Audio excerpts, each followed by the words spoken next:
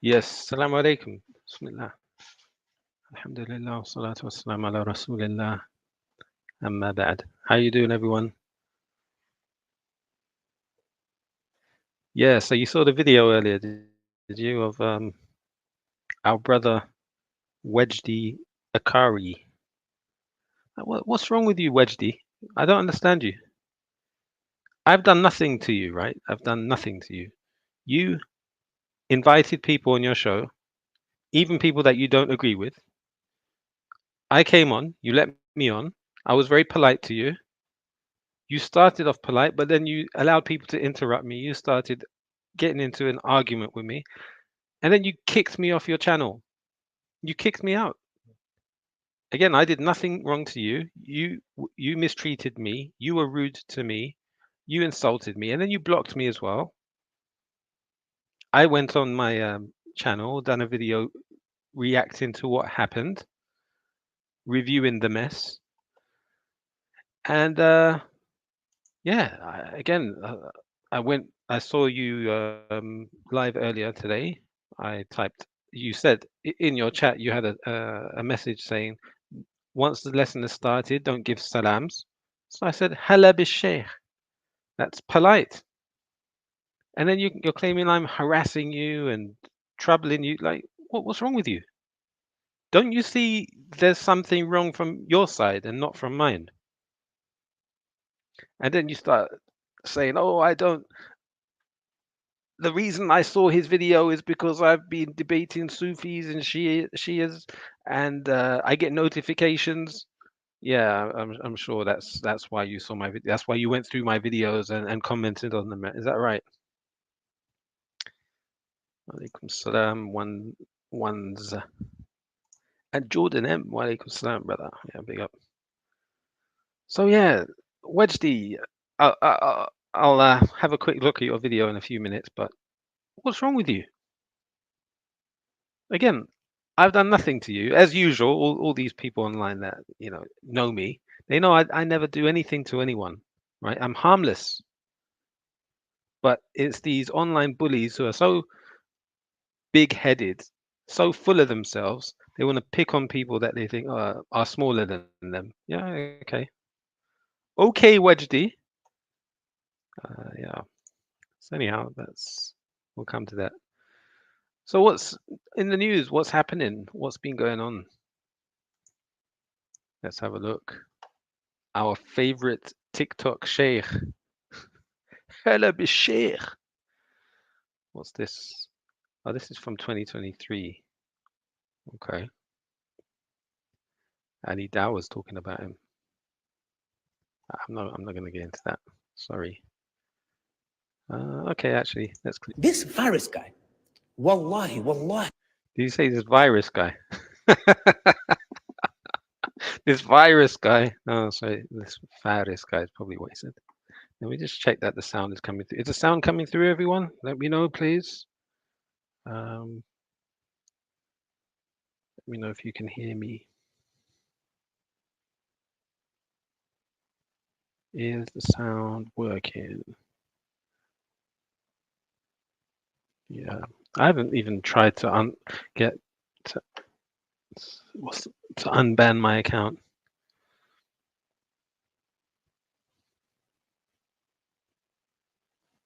Anyway, let's see. This virus guy. Wallahi, it's as if you had the power with your hand, you would not stop it. Let alone talk about it. And I've asked you many times, why do you not condemn? Forget condemn, insult. Ask for Allah subhanahu wa ta'ala end the Zionists, not the Jews, the Zionist government, Israel. You don't, you refuse to. No problem, and we know why you don't. We know why you don't. We know where you live, and we know your comfort, your comfy sofa, and your comfortable lifestyle is more important. No problem. You cannot do that. Now he's coming out and telling us the little that we have, not just hating it in the heart, like the Prophet ﷺ said, which we do, but at least we can say we can stop buying certain products and boycott. Now he's telling you, you cannot even do that. Let alone asking Allah subhanahu wa ta'ala to end this government who is oppressing the innocent Palestinians.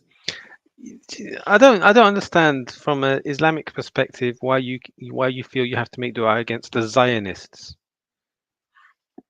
Where's this term Zionist come from? When the Prophet ﷺ was fighting against the people in Medina, who were Jewish, they were Jewish people. They didn't call them Zionists. Anyhow, I won't get into that now. So, Brother Ones, did you hear the rant from Banksy on Veli last night? No, I did not. Jordan said, no, I haven't seen that. Is it worth seeing? Banksy is a proper... Yeah, exactly. Like, is it, is it worth spending any time? Okay. Tell us, share the link once, if you got it. And we can review it. Papa Cup. What is it? Papa Cup. Papa Cup. Yes. Alaikum salam, brother. Yes. Back to the virus. Faris. Sorry. You don't do that. Now he's telling us that when I go to a supermarket and there is a product that is there, and I'm like, I don't want to buy that product because... Look at Ali Dawah's microphone. He's got a proper, you know, like a speaker, those event speaker type of microphones. Like he's going to go on stage and speak at an event. A keynote speech at a software launch or something. Okay, one sec. Okay, we got Banksy has been on a steep mental decline. Really? He's got the Janet Jackson mic. Yeah, exactly. The blood of my... You know, normally they have those clip-on mics. They see speaker's corner. Everybody loves to clip them on your chest. I think Banksy is desperate for fame, says Jordan. brothers and sisters is probably there because I'll be playing a part in it by buying it because it supports this government, these oppressive values. He is telling you. Now, let's wait for Ali Dawah to swear. You notice, like, since the last 6 months or so, I mean, I don't really watch him regularly, but the videos that I have seen of him, he's swearing. He started swearing a lot. Okay, 7:53. Okay, yeah. What was it on Veli's channel? Yeah, let's see. I haven't seen it in a while. What's it called? Veli.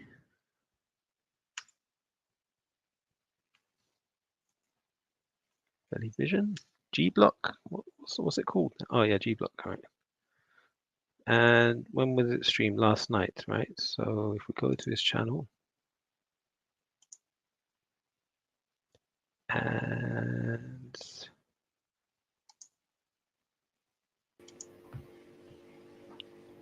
hello. Assalamu alaikum. Alaikum salam, Jordan M. How's it going, man? How you doing, brother? Alhamdulillah. Can't complain.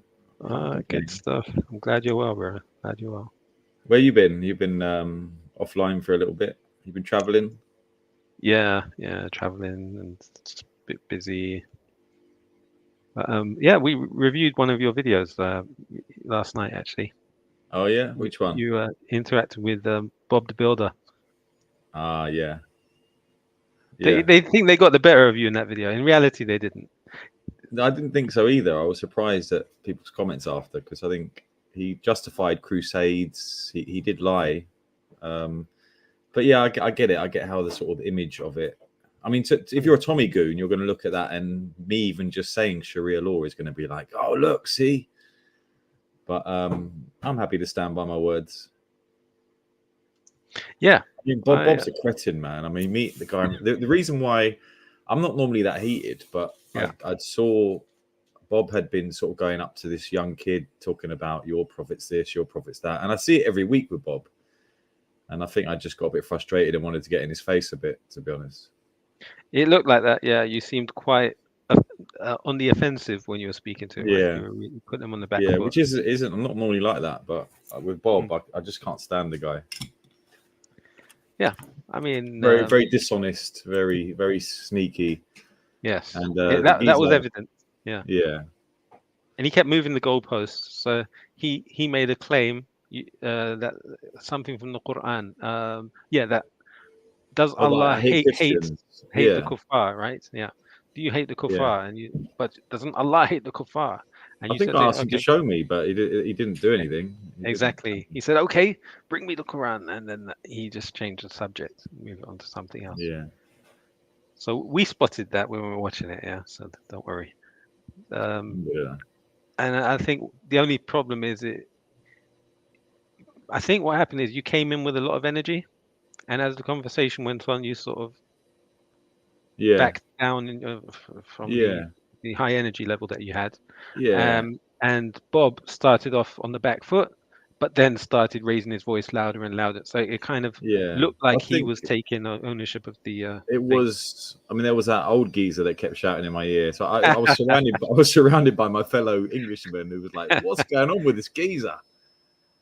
You're having a laugh, ain't ya? You're having a bubble. You watch Sharia law." Yeah. So, But you know what, bro? Like yeah. at the end, I was aware of them around. I was surrounded by them, and I ended up having a nice conversation with that old geezer in the end. Actually, who I got him to sort of admit that Israel were wrong and this and that. He was actually all right. He just, he's got sort of Sheikh Tommy's version of Islam in his head. But, exactly. We saw that as well. We noticed that at the end, although at the beginning he was a bit aggressive with you, when you turned around and spoke to him, he said, "You're a really nice guy," something like that. I know. Yeah, so, I often get that with the Tommy lot. I often get that kind of reaction, is that they'll come at me with, Aisha and all this, and then you speak to them and they're kind of like, hang on a minute, you're one of us. Yeah, no, and that's what we were saying. That look, bro, we were saying, brothers, look at this. You don't have to win an argument. You don't have to be intellectually superior to anyone. Just display the manners that Jordan displayed here, and that has more of an impact. That's more of a dawah than anything else. So we were like, big up to Jordan M for that. That's an interesting comment. Yeah, look, I'm aware. That's kind of Bob's arena, is loud voice, shouting. It's not really I know my strengths and weaknesses, and that isn't my arena. But I definitely was just, I felt quite angry towards what he's doing, which happens a lot. I go there every week and I see these cretins just going around trying to antagonize young Muslims. And yeah, you showed his double standards too. When you talk to he said that it was he, on the one hand, he's trying to act like he's offended that a scripture has been desecrated, but on the other hand, when you challenged him about Hatun, he's like, well, it's her property. So then, okay, if the Bible is this Muslim's property, why can't he do that then? Yeah. Would you know, reactionary? I kept up to date with them coming. I knew they were coming, and I watched Danny Tomo's podcast or something, and they didn't mention this guy getting burnt once. They're talking about someone set someone alight, and you'll notice since that, no one's been charged with anything. Nothing's happened at all. Basically on the day that came out, and then Bob they all tried to twist it like they're all there because Muslims were trying to set Christians alight, and so that annoyed me as well, because I knew they were lying. And obviously the point about them, they were Danny Tomo was saying those Muslims are ripping up our Bibles at Speaker's Corner, and I'm thinking, hang a minute, you the guys that turned up giving Hatun chocolates when she was ripping up our scripture, so yeah, why have you got an issue? Where's your this freedom of speech that you're fighting for? So exactly. All right, shall we check out this clip that who shared it? I think Ones was talking about it. Oh look, Sister Sakina still got hijab, mashallah, big up. What was her name again? Becca, Empress Becca. She's now Empress Sakina. Sorry, bro, I'm like really out of touch with the what's. Yeah, people are still Muslims or not Muslim. I don't know what's going on. So you don't watch the G Block anymore. It's been a long time. Yeah, long time. I never used to really watch it anyway. I know I went on there once or twice, but that was it. All right, let's hear what they got to say. They keep giving. Sorry, I didn't say anything. Okay, my bad. Their weaknesses. So you get a bad chest. You're smoking green, right? And then you've got a bad chest. You go to the doctor. The doctor said you got COPD. Would that make you give up? Maybe not. I know people that have been diagnosed and carried on smoking. I know people who've got. What's the next one after that? Is the one where you get liquid in your lungs. Sorry, Ones. I don't see Banksy as one of the guests in that stream. Is that the right stream we're looking at, Banksy? Sorry, ones. What's that But called again? it's like free state. Receive that information, and Just make, if when the company depreciation, no, we can't do this and we can't do that because these children have got no. So what do you think should be done? So what do you think? Mental, psychological. Better French and German than I can Welsh. They shouldn't have. You probably.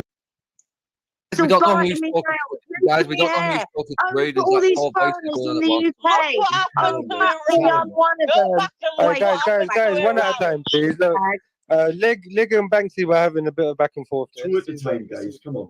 Yeah, 2 at a time, Max, please. Big up Banksy. Big up Banksy. I love you. The thing is, Tracy. The thing is, I come from a culture that got dominated by a.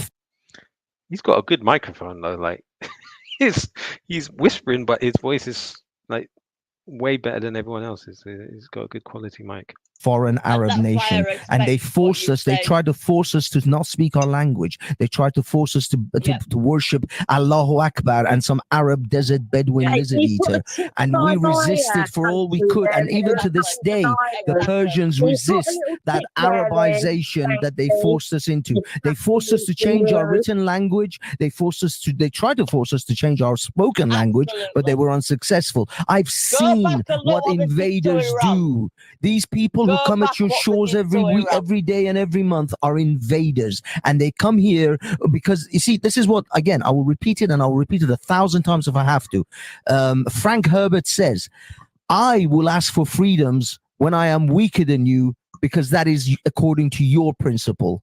I will take your freedoms when I am stronger than you. I will take away your freedoms, because that is according to my principles. So the day these assholes who talk about democracy and freedom of speech, the day they have power, they will take those very things away from you. They will use your democracy and your freedoms to oppress you, and then take away the very freedoms that got them the power. You wouldn't have been accepted if it wasn't for us lefties, yeah? You think Don't our forget that. democracy and our freedom of speech to push their agenda to take over. Exactly. Of the sweat of other people facing prejudice. Now, just shut your big Iranian gob.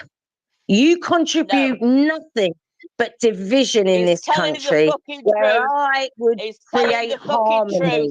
And he's trying to warn you about our future. And I'm with you, Banksy. 100%. These idiots fucking haven't got a clue. Yeah. Can I say scientific rights? Banksy thinks England will crumble like shitty Iran. No, the fact is, I don't want England to crumble. But you're naive enough to think that England cannot crumble like shitty Iran, that England is somehow a special snowflake in the world, that it cannot succumb to the forces of Islam. No, I believe that the reality is that England isn't a special snowflake. It takes backbones. Oh, Trilla's there as well, huh? And blood and soil from the Englishmen, from the Anglo-Saxons, the Welsh and the Scots. It takes those patriots to stand up against an invading ideology and an invading evasive force. People have to keep England. England doesn't just magically stay the way it is by itself. It's not a magic soil where the Afghani will suddenly hit British soil and then suddenly becomes. Oh yeah, what happened to Afghan? Is he still around? He came back, I think. He's actually back as a Muslim. So I don't, he's defending Islam, and he's so I don't know. To be honest, I remember speaking to him, and he was quite respectful. I think he was just being triggered by certain people, so he just went overboard. But anyway. Yeah.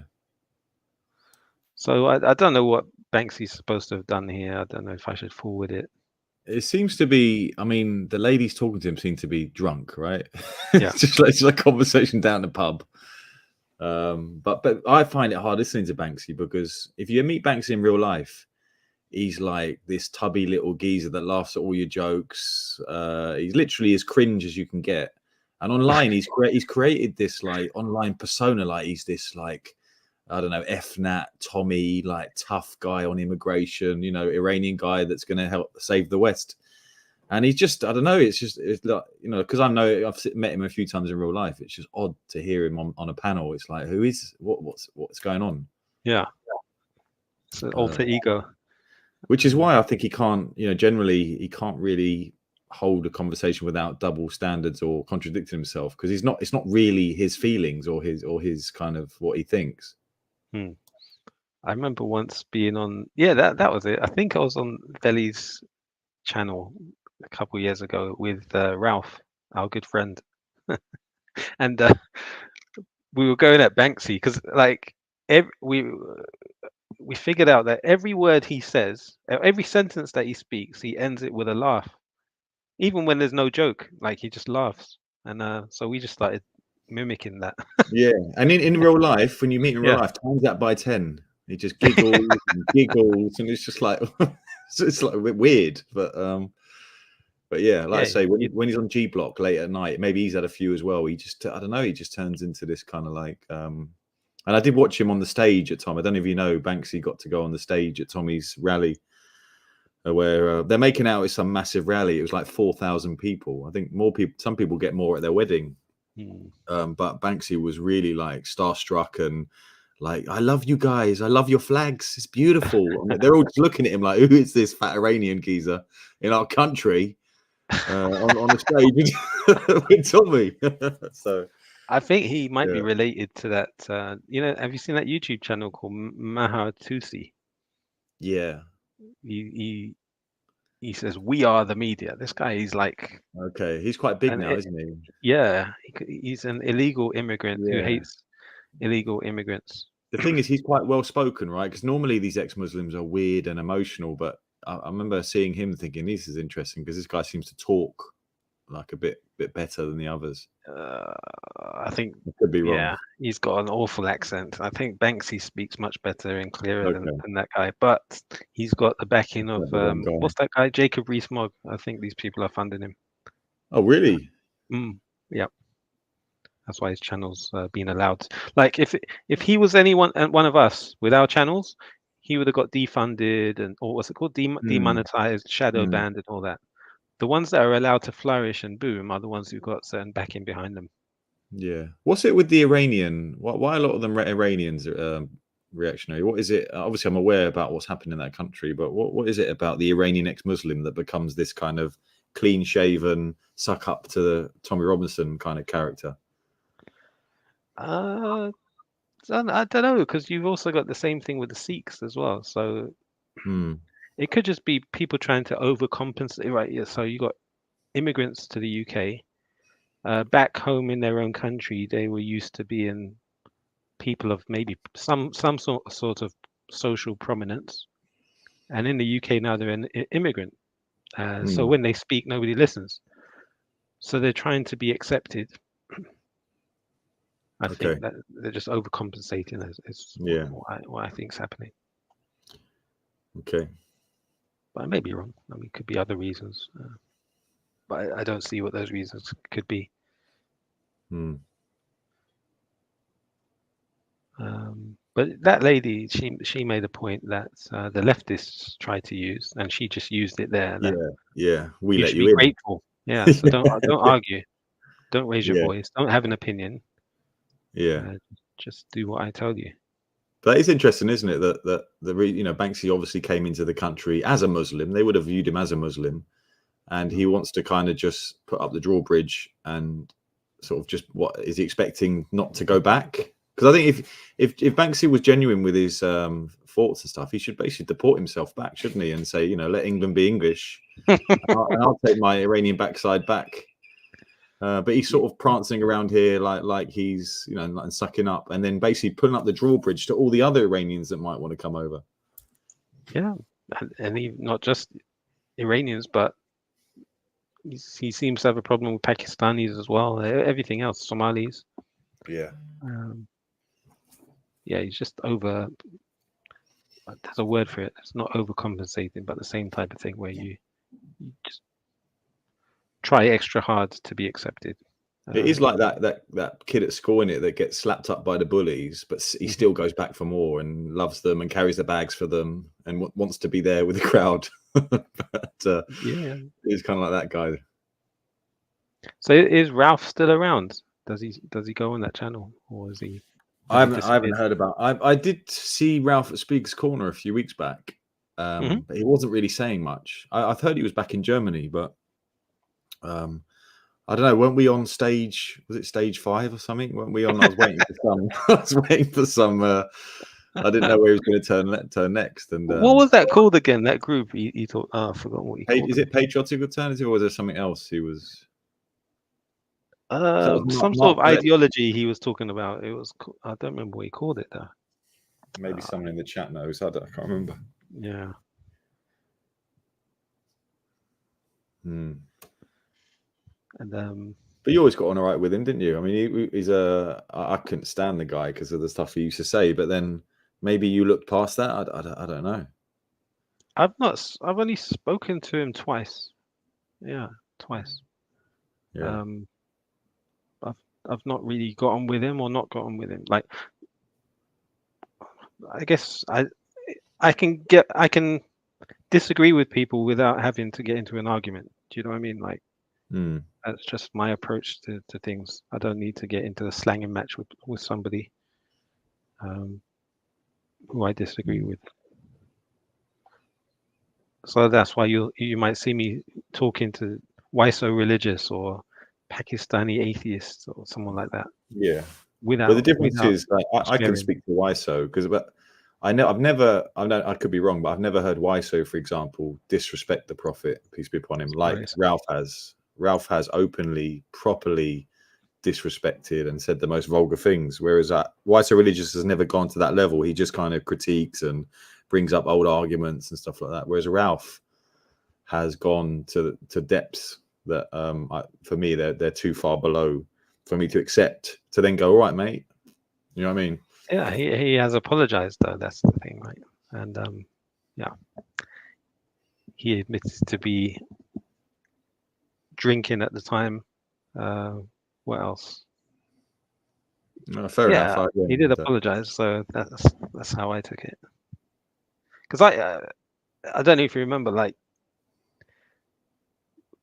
before Ralph had his own channel, even at the start of his own channel, I used to go hard on Ralph. Like I used to really stick it on him, any opportunity. Yeah. It's only after we spoke and he apologized that I and he started doing videos. He was reviewing the Dawah videos and doing good critiques, supporting the Dawah in a sense and arguing it on behalf of that's right. He did make a full U-turn and start palling with Muslims, and I guess I don't know, I just thought, that's like, why is he doing that? And I see it a bit like George Galloway. I see it as a tactical thing rather than a genuine thing, but maybe I shouldn't be judging to that extent. But so you're not a fan of George Galloway? No. I mean, you've got to respect the work the guy's done for Palestine, but I get the feeling that the reason he's doing that isn't because he, for instance, really cares for Muslims or cares for oppressed people. I think there is either an anti-Jewish kind of sentiment or there's some kind of political chess move with him. And for instance, he denies the Uyghur plight completely as well. He denies that, and I don't see why he would. He's got no evidence against, or no, he's not been there. But he says, China are not doing nothing. It's all a lie with the Uyghurs. So, yeah. I remember having this discussion about the Uyghurs in the early days. I think it was around COVID time, and we were looking at the situation. Look, he understands what the empire is about to an extent, I suppose, and he's skeptical to any claims that they're making. I'm skeptical as well, very skeptical. Claims that China are making, or that the Uyghurs are? No, that the Americans are making about the Chinese. I see. Okay. Yeah. So we know there's a Cold War. Yeah, that 100%. And what they want is for to use Muslims to fight their war for them, right? Which is what they did in Afghanistan against Russia. Yeah. Or against the Soviets is what I mean. And they're going to do the same thing with China. And they're using the East Tajikistan people to do that. And China is obviously going to oppose any sort of separatist movement, whether they're Muslim or not Muslim. So I don't think it's driven by a hatred of Islam. I agree. It's not a war on Islam, what China are doing. There are other minority groups in that area or in China that are being oppressed as well. And there are other Muslims in China who have got no issues. Yeah, I met one Chinese brother in Dubai. Yeah, but he wasn't, I'm assuming he wasn't Uyghur.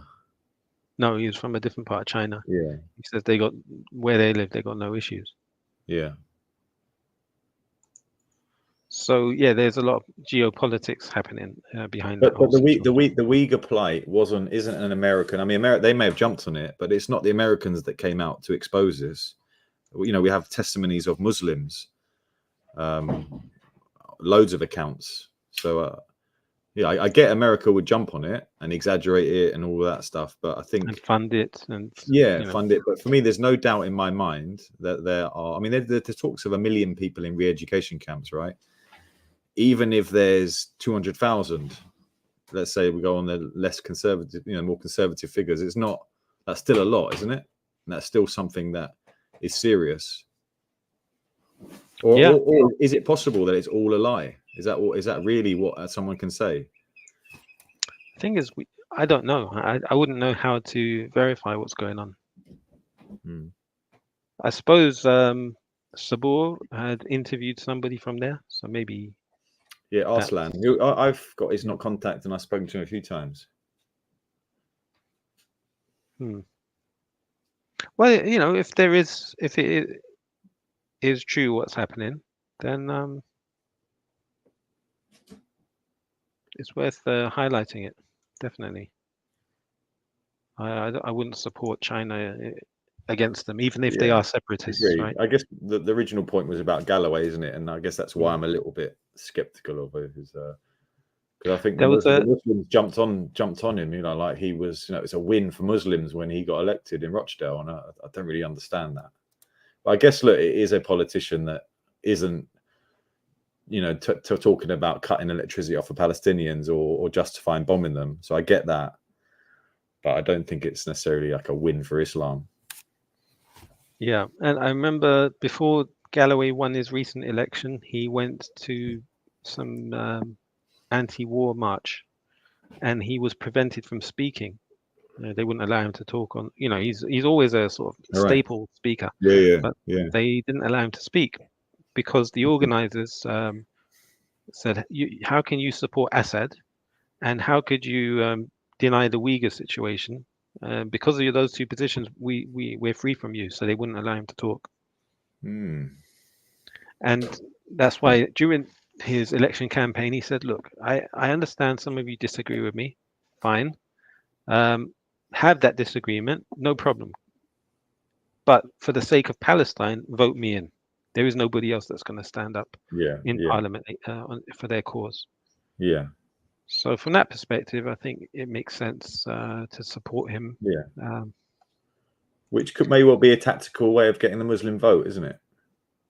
But what I say is, why would Galloway? Why does he need? Let's say he believes that the Uyghur thing isn't, or he suspects that it's just American propaganda, or whatever. Why does he need to come out publicly and be so sure, and show the opinion that it's all a fake and all a conspiracy? Okay, that's why you've got to be sure to do that, right? Well, yeah. What does he get out of? He hasn't been there. Yeah.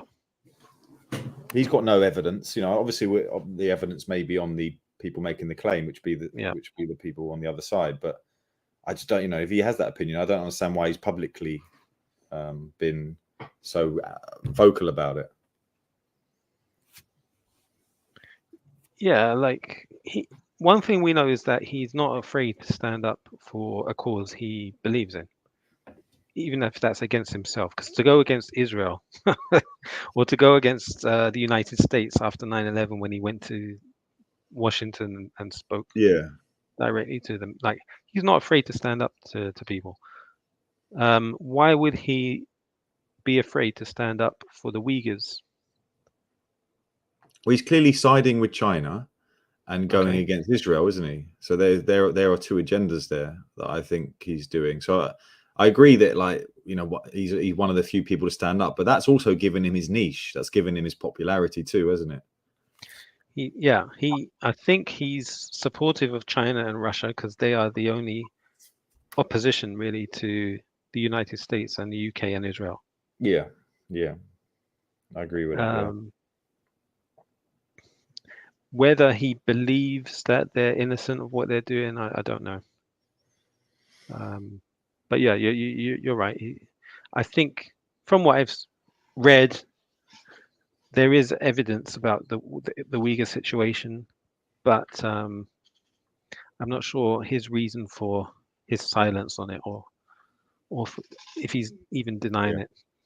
I think, like you said, it's a political move, isn't it, to side with a certain side? So then his Palestine thing is likely to be the same thing. It's a political chess move to be on a certain side. So all I'm saying is, great that he's doing that, but him as a person, it's not like he is there for the Muslims. He's clearly playing chess, isn't he? And he's doing, you know, making his way through the political, you know, whatever he's doing. He's an old man now, though, like, so it's not like he's gonna gain much benefit from taking such a stance. He's past the tail of his career, so to speak. But these are the highlights, aren't they? Now he's like the highest place he's ever been. Well, he's been an MP before. He was in London. Was it Bethnal Green, somewhere like that? Yeah, he was an MP there. Yeah, he was. I think this is his 7th time as an MP. He got attacked by a guy from Israel a few years ago. He says he's got a scar on his head from it. So are you a Galloway supporter? In some things, yeah, definitely. Like his speech after he won that election in Rotherham, what was it? Rochdale. Sorry, Rochdale. Yeah, two sides of the same cheek. After he won, the Sky reporter was interviewing him, and he was like, "I despise Rishi Sunak." Yeah. Don't ask me if I like Rishi. I despise him, and millions of people in this country despise Rishi Sunak. Oh my gosh, I watched that interview like probably 20 times over and over. It was incredible. Yeah, I get that. And then to the point that Rishi Sunak came out immediately and tried to denounce what happened, like it was some sort of national emergency. You know, he did. Yeah, we just had a tornado that's destroyed our outside Downing Street straight after, straight away. Yeah. What do you think of this sister that went to court for the coconuts? I've only heard briefly about that. So, she's basically saying it's a racial slur, right? The government is saying it's a racial slur. Yeah. Is coconut a racial slur? Is that the question then? Would you say if coconut is a racial slur? Hold on a second. I'm just trying to remember her name. Something Hussein. I don't remember her first name. Coconut. Let's say coconut. I mean, there was some kind of picture with people's heads, isn't it? And she called them coconuts. Yeah. Yeah. A protest sign. No. What was their first name? Was it Suella Braverman and all that lot? Yes. She was calling them. Yeah. And Rishi. Yeah. Those are only I would call them coconuts. I would call them coconuts.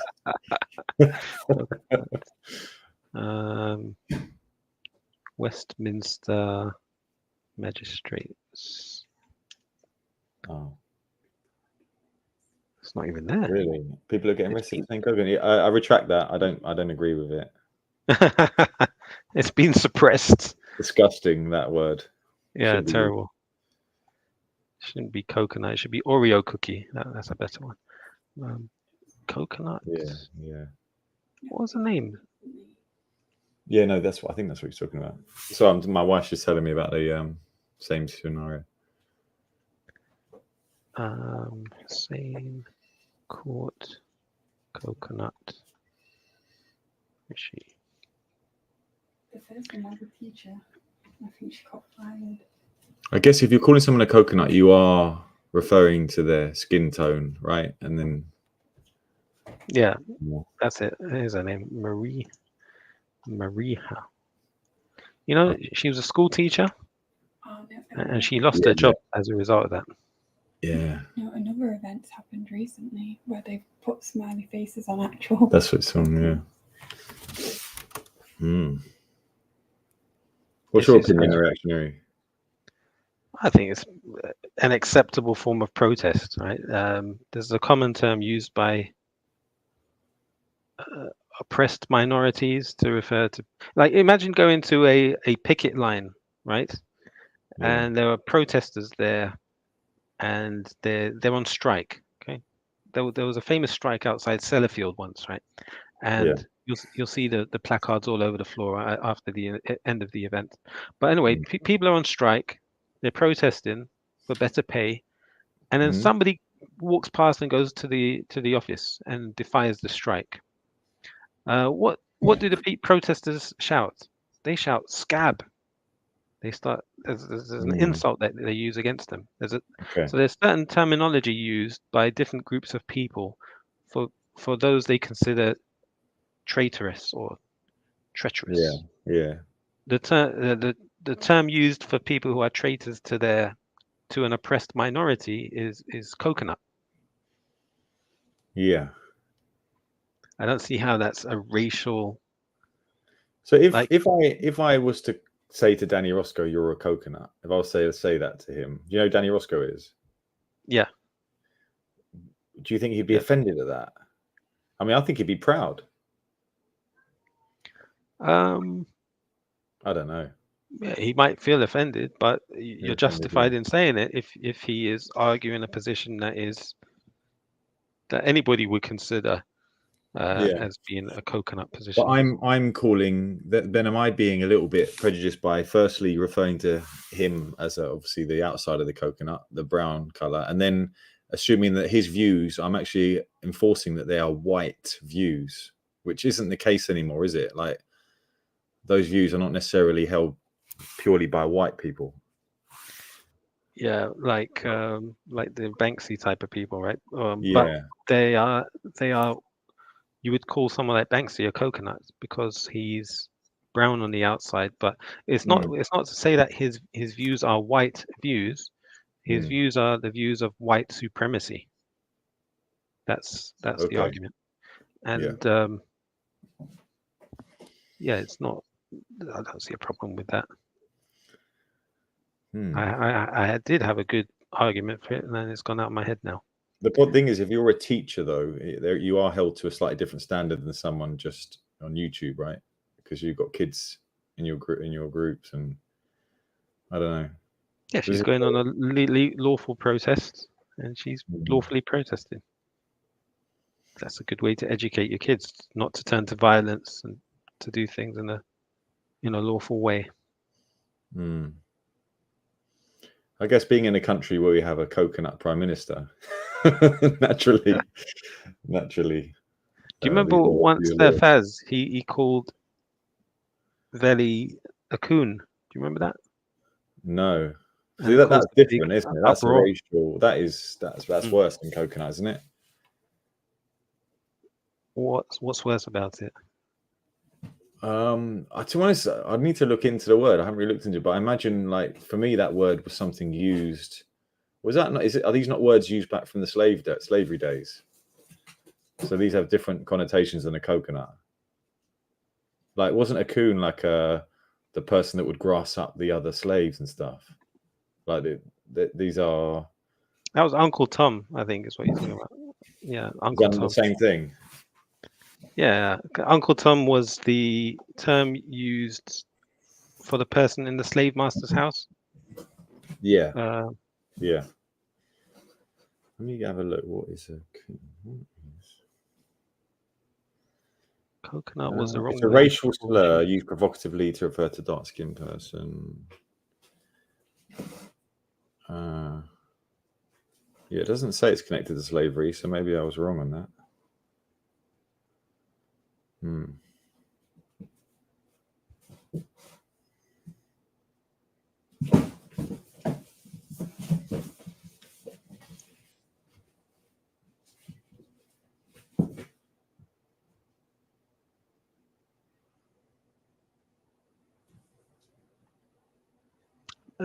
And if we want to complain about racism, right? Did you see what happened in this little short news documentary where they went into the Reform Party and recorded them secretly? I heard that. So I've heard the news that some Channel 4 person has infiltrated. Yes. But I haven't seen it actually, so I don't know if you've got any footage. Yeah, check out what's okay, here's this. I haven't seen this, but let's see what That's they say. hilarious though, man. That's hilarious. Hold on. Who'd vote Reform? 2 daughters have to see and hear Reform people who campaign for Nigel Farage calling me an effing. Wow. No way. Yeah. Whoa. So Now, there's recordings of someone calling him that. Yeah. In the Reform Party. Whoa, Yeah. they are done, surely. Hurts, and it makes me angry. And I think he has some questions to answer. And I don't repeat those words lightly. You know, I do so deliberately because this is too important not to call out clearly for what it is. Well, when you see Reform candidates and campaigners seemingly using racist and misogynistic language and opinions, seemingly without challenge, I think it tells you something about the culture within the Reform Party. so why hasn't that man been arrested the way Mariha Hussein was arrested? Is this footage available to see? Because I don't trust a word this man says, but is that footage? Because these are all political leading up to the votes, aren't they? Like they're all going to rub dirt on each other. Yeah. Okay. Has there been footage of it? Yeah. It's been leaked that you can hear someone calling him an effing. Yep. Correct. Let's see if we can find it. Okay, they're done. They're done, aren't they? And has he been fired? They haven't even bothered to apologize. They just like, you know, wow. The guy. Well, he said, "I apologize that I made it look like Nigel Farage supports these views and he doesn't." That's all. Yeah, but those goons. I mean, Tommy's used this language before, isn't it? And it's just swept under. It's not really. Yeah. Yeah. Let's see if we get the. How do you refute Christ is king? I would say that you could agree with that and then say that Allah is king of Christ. So that would be. Is that a genuine question, like Joe Baz? Like you really need. Okay, here's the guy. Hold on. Extremely offensive language, including this canvasser saying people seeking asylum should be shot. Get the young recruits there, with guns on the beach, target practice, to shoot them. Racist language was repeatedly used, here directed at the Prime Minister Rishi Sunak. We got him. What's good is he? And homophobic. Yeah, that was it. They beeped it out there. What's this? Phobia from Farage's inner circle. You see that degenerate flag on the front bonnet? What the old Bill doing promoting that? But they're conflating now the racial issue with LGBT. Yeah. Again, it's not fair that she loses her job. This guy, and she has to go to court. Yeah, plus they arrest 5 other people. And the reforms still, so you still have all these reform Tommy goons still going, it's fine. How do they justify this? But I mean, it's been weird time, innit, in politics, reactionary, with people just saying it's fine to bomb Palestinians. It's fine to like now it's changed. Like these things aren't a big deal anymore. And people are more the same thing about Jews. Look what happens. You lose your job, and you get banned on Twitter. Whereas the people who insult Muslims, they don't get banned; they get promoted. Yeah. Like, how do you vote for Keir Starmer with the stuff he said about Palestine? And I know it's a foreign thing, and sometimes, it should be, you should be looking more about your country and stuff. But I just can't. How can you vote for someone that just agrees to genociding kids and innocent people? Yeah. How do you do it? How do you stick a tick next to that name? Brother, I have no idea. How do you get someone like Faris, this guy on TikTok, supporting those people as well? And Wajdi, these Dawa people, who was supporting Israel. I as don't well. know. I don't really go on TikTok. I don't really know. I've seen you review some of their stuff. You don't go on TikTok, Jordan. Actually, I You are don't. Mr. TikTok, bro. I was for a few months back in the day. My account blew up, but I talk about the Uyghurs, and every account I ever have now gets banned. I've got one now, but I just upload little bits and I keep it quite tame. Yeah. Okay, so you don't really do much on there anymore. Okay, No, that's a no. shame. I remember you done that good rap. Yeah, that was awesome. So much talent. It was actually pretty good. Yeah. I don't know who wrote the lyrics. Was it Raspex? It He was wrote me, the lyrics? man. It was. I did it all in like 10 minutes. Yeah. I did one on LGBT, and then I did something on the guy was saying he hates religion and giving all these secular reasons. And yeah, maybe I should do one on the Zionists. You get shut down. Oh, on Twitter, on TikTok, you might not get shut down. So who knows? All right. Might be worth doing. So you're a TikToker now, yeah? No. Oh, somebody yesterday was telling me to go on TikTok, have a look. So I tried, but I didn't have an account. So I made one today. Let's see if it's working. No one admits it. Everyone on these channels, they go, someone sent me something. Yeah. All right, let's see. TikTok. Yeah, so I logged in now. How do you use it, bro? Tell me what to do. How do I find good content? This looks a bit, don't know. This is TikTok. I don't know why you've got content coming up with two men in it. Normally it knows what you like.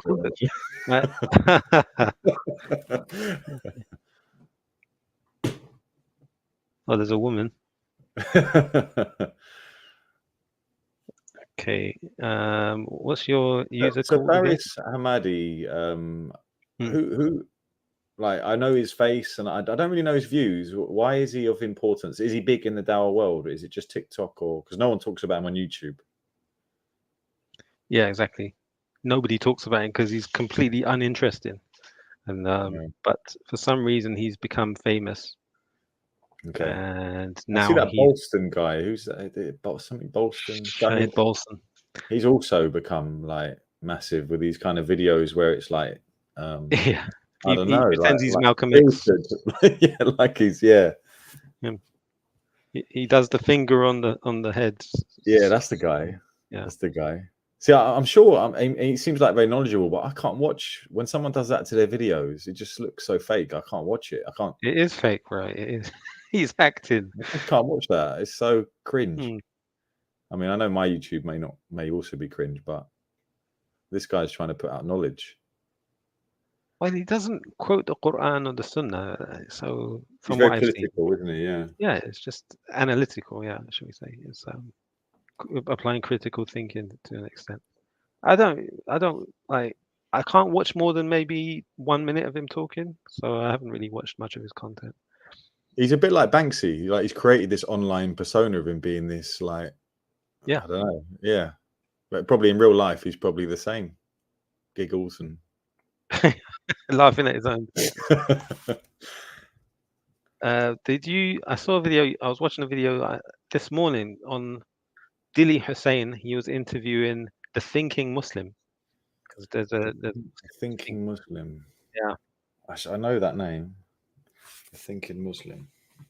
Is that a woman? That's the Muslim mum you're thinking of, right? Like maybe that's a Muslim woman thinking. Are you sure about that? The Thinking Muslim. Let me type it in. And we know your thoughts on women, bro. I've kind of swayed on like Dili Hussein. I think I've first thought, what this is. I wasn't that keen on him, especially his early stuff with Piers Morgan. It was pretty poor, wasn't it? The arguing and stuff, and then and I don't know. I don't really agree with platforming like these right wingers like Jada Franzen and all. They make for interesting conversations, but these people are deadbeats that are trying to get back famous, aren't they? And it gives them a little bit of opportunity. But some of Dili's stuff, I'm actually starting to really like, and I think they're an important media outlet, particularly over this Palestine thing. They've been quite active and outspoken on it. There is one show that I really enjoy watching, usually every week, and it's I think it's called Muslims Uncensored. So it's 5 Pillars channel. Mm-hmm. I don't know if you've seen their show. Let me see.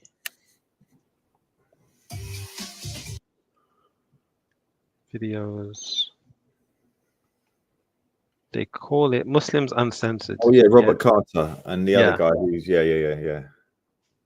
Do you know these brothers? Yeah, I've watched that a few times. So Robert Carter, from what I understand, is an ex-Shia, isn't he? He reverted, became Shia, and then came back to Sunni Islam. But he's quite heavy on the political stuff, and yeah, I mean, he seems like he's fitting into 5 Pillars. And the other guy, I think, runs 5 Pillars, doesn't he? The one he's speaking to. Yeah, Roshan Saleh and Robert Carter. Did you see 5 Pillars was like on the original prescribed list, and then they took it off? That's what they said. Yeah, that was. I remember I saw it on there, and then they took Douglas it off. Murray. Yeah. But they have a weekly show. It's called Muslims Uncensored, and I really enjoy watching it. I've seen it, and I like their opinions on a lot of the stuff. Yeah. Yeah, they're not afraid. I was gonna say they're not scared to say things, and that's what 5 Pillars has become. It's become a real they're not scared about getting shut down. They just say it as it is. It's after they started criticizing, in not Bangladesh, in East London. I called it Bangladesh. Right, East London. They've got elections going on, and they got like 5 candidates trying to overthrow the Labour incumbent, and so these brothers, they started criticizing them, say, "Are you crazy? What's wrong with you?" And so 5 Pillars pro-Labour? No, they're anti-Labour. That's what I thought. Yeah, completely. So they got the 2 main candidates, somebody called Akunji and Ajmal something. I forgot his last name. Okay. And they both agreed for one of them to drop out and support the other. So. But it's slightly. Do you remember these are the same? Well, do you remember everybody used to say voting is haram, it's kufr, and all that? Yeah. But now everyone's saying that you should start voting. You have to vote. Yeah. In that podcast that I was watching with Dilly and this guy, the Thinking Muslim, they both admitted that they had the view that voting is haram. You shouldn't vote. But now they're keen to get people voting. Yeah, there still is a real mix of opinion on that, isn't there? Yeah, for me, I don't know if there's anybody that I could vote for that I think would do a good job. That's the thing. Yeah, I'm not voting anyway. People have the opinion that just vote for the lesser of all these evils, but I'm just going to not vote and ride the storm. If ever comes, in this country where I can't practice or they're oppressing Muslims, I'll leave. I do think it would be a good idea to run as a candidate. Who you? For any Muslim, just form a Sharia party. Okay. So when people say, "You want Sharia in this country?" Yeah. I do. It's good for you. And I'll give you the democratic choice to elect it. You know what? It's interesting you say that, because my whole thing with Bob, right, has been like, I sometimes listen to people in Dawah, right, or people talking about, and when they talk about Sharia law, they kind of go, no, I don't want it here. And they almost go along with the narrative that it's a dirty word. And I'm thinking, no, you should be standing up saying, yes, Sharia is a beautiful thing. You might not be calling it for a UK. You might not be, but Sharia law is from the Quran and Sunnah. And obviously, what is Sharia law? Who's implementing it? There are all these questions. But on the whole, a Muslim should be standing up and saying Sharia law is a beautiful thing. And maybe that idea of having a party and just saying it makes it less of a dirty word, doesn't it? Yeah. Makes it less of a dirty word. Give people, if like, can you imagine the Sharia party? At least Muslims don't have to then practice taqiyya or whatever it is they get accused of. So what would the policies, what would the manifesto look like for the Sharia party? Yeah, we'll ban immigration. Okay. Send the troops to the coast for target practice. We'll ban immigration from people like Banksy and Yeah. Tusi or whatever. But we will establish. What would we do, Jordan? We would Yeah. make sure Well, that the Sharia would be for the Muslims, right? And then you would have to have then, you would still, in reality, you would still have Christians. You'd keep their practices, wouldn't you? You'd maintain their buildings. Yeah. You would get rid of all of these LGBT stuff and all of that. You would be strict around that stuff. Yeah, we would ban things that are un-Islamic. So no more usury banking type things. Yeah. That would end the destruction of the economy. So that's an immediate positive. Christians should get behind that as well. I remember once I spoke to Jada on Jupiter stream and we spoke about that. Who knows, bro? Maybe my dawah affected her and caused her to change. Maybe. You never know. Would you keep bacon sandwiches? No. Well, yeah. I suppose you'd allow non-Muslims to continue. Well, that's the thing. I'm not using Tunisia as an example of Sharia law, but I'm off to Tunisia in a month, and in the hotel we're staying in, my wife called up to say, is all the food halal, and they're like, well, some of it. But there is pork. There is pork. Yeah, for the tourists. So Muslims are catering for people that eat pork. It's just obviously the Muslims aren't eating it. Well, you hope. Yeah, it's like in Malaysia and I think the UAE. They'll have a section of the supermarket that is like in the corner somewhere. Like, if you go to Asda, they'll have a halal section. Yeah, we love Asda. Yeah, they got something like that for non-Muslims in Muslim countries. Yeah. I don't know why they keep making halal food spicy all the time, though. But yeah, I think we know why. Well, actually, so if you go for a curry, do you have spicy curry or you don't? No, I'll have on the menu. If there's one with no chilies, it has to be like a korma or something completely bland and no spice. Guess who came on the channel yesterday? Grey Dunya. Yeah. Yeah, the reason I mentioned that is because when you started talking about food, it reminded me of the days when I remember. Remind me. Fish, and he would I think he likes to eat food. Yeah. I was eating. Bro, that was. Oh, I've forgotten that. Yeah, that was funny. Eating food. So you're going to Tunisia, bro. Like, why Tunisia? Of all the countries you could go to. I know. I mean, is it a holiday package? It's a holiday. So it's a all you can eat. It's all inclusive, whatever. And then, but there are some nice excursions. I don't really like to do much on a holiday. I'm British in it, so I just vegetate. But my wife likes to do things. So there's like a Colosseum. There's a few mosques to visit. So we'll be doing stuff. But yeah, why Tunisia? I don't know. Where would you go? We went to Dubai last year, and I ended up spending thousands on like. Where'd you go in Dubai? I don't know. I guess you'd say the main part, right? The main part. What hotel then? Was it a big hotel? Not particularly. I think we only stayed in a 4-star. We didn't go into one of the 7, 8 stars because we didn't spend much time in it. Okay. We were just out and about. Yeah. And now you're going to Tunisia. All right, cool. Yeah. Maybe you can visit. Do a little quick upload from the scene of where the guy self-immolated and it started the Arab Spring. That was Tunisia. All right. Was it? I didn't know that. I didn't know that. Probably visit downtown, not just the nice spots, but visit some of those spots too. So the Arab Spring started in Tunisia. Yeah. Okay. Some guy he was fed up with something to do with the fees the government takes from market sellers or something like that, and then he set himself on fire, and then that triggered a whole swathe of protests. Culminating in the Egyptian, was it a revolution? Yeah, that's right. So where would you go?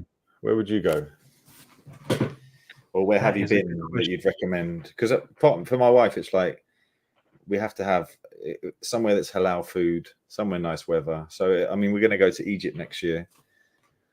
But these are all your standard kind of places, right? But where would you go? Go to Riyadh if you get a chance. Because in that same trip you can do Umrah. Just go to Mecca either at the end or the beginning, whichever. Yeah. And if you go to Riyadh, you'll see Islam practiced and applied in a modern context. It's very nice to see. I'm going to go watch the boxing. You could do that too, yeah. I went to I went to one recently. I went to just before Ramadan. Who was it again? Oh my gosh, I've forgotten now. AJ and Francis Ngannou. I went to that one. Okay. Yeah. That was the fake punch, wasn't it? The phantom punch. Yes, that one. Yeah. Yeah. All right. Oh, you're into the boxing then? I got in for free, so I didn't complain. Okay. Yeah. But it was a nice evening. I was there the night before, and I was in the press paddock or whatever you call it, where all the where they did the weigh-in. So I was around all of the TV crew, and I met all of those. Did you? Because I know people that know Anthony Joshua, and they're convinced he's Muslim. They're like, it's not just obviously there's been photos of him in mosque and stuff, but they are very sure that he's a practicing Muslim. Did you see anything like that? I didn't get to see him. I saw his dad. I actually went for a walk with his dad, but I didn't ask him if his son's Muslim. Yeah. I wasn't even thinking about that, to be honest. But do I think he's Muslim? Not really. No, I don't. You get this quite a common thing amongst a lot of people from Nigeria that they'll say, "Oh, I'm half Christian, half Muslim." Why? Because one parent's Christian, one parent's Muslim, so they're half. But we don't have that Islamically. So yeah, I don't know if he's just being polite and like.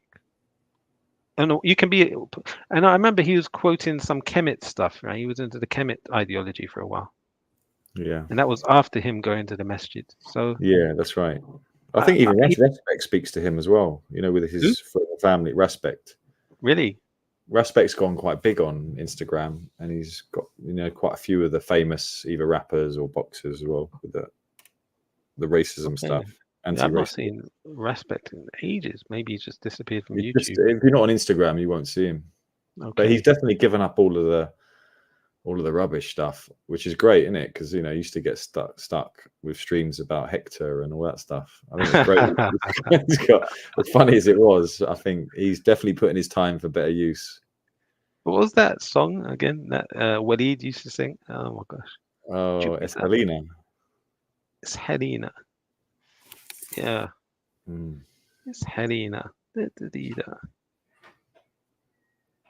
Pussy Hector. Pussy Hector.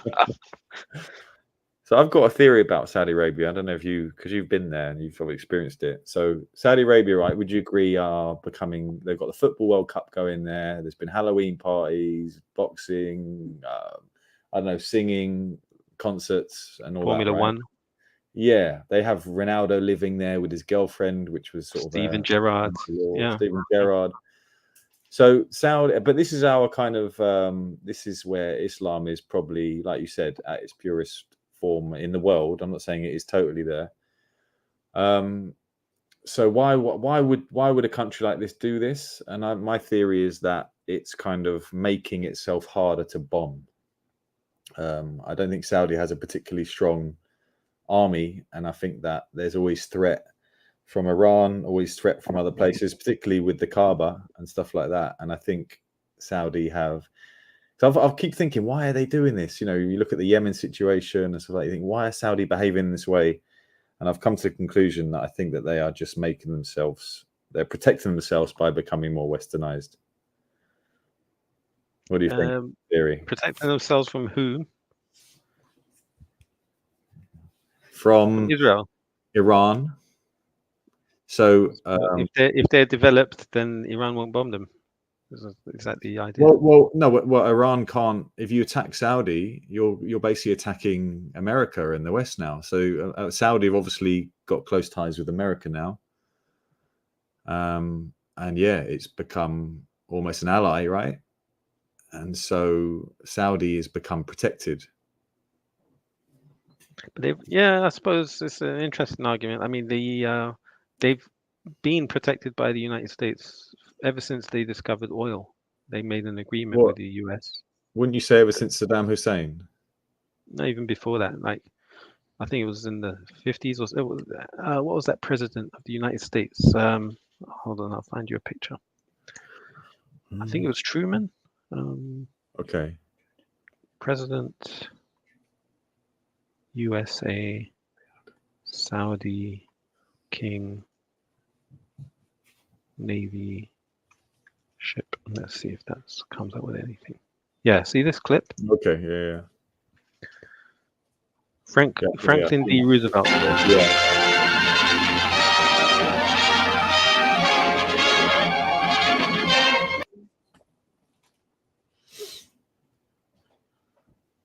Okay, so I think this is after World War II sometime. I'm not sure what year it was.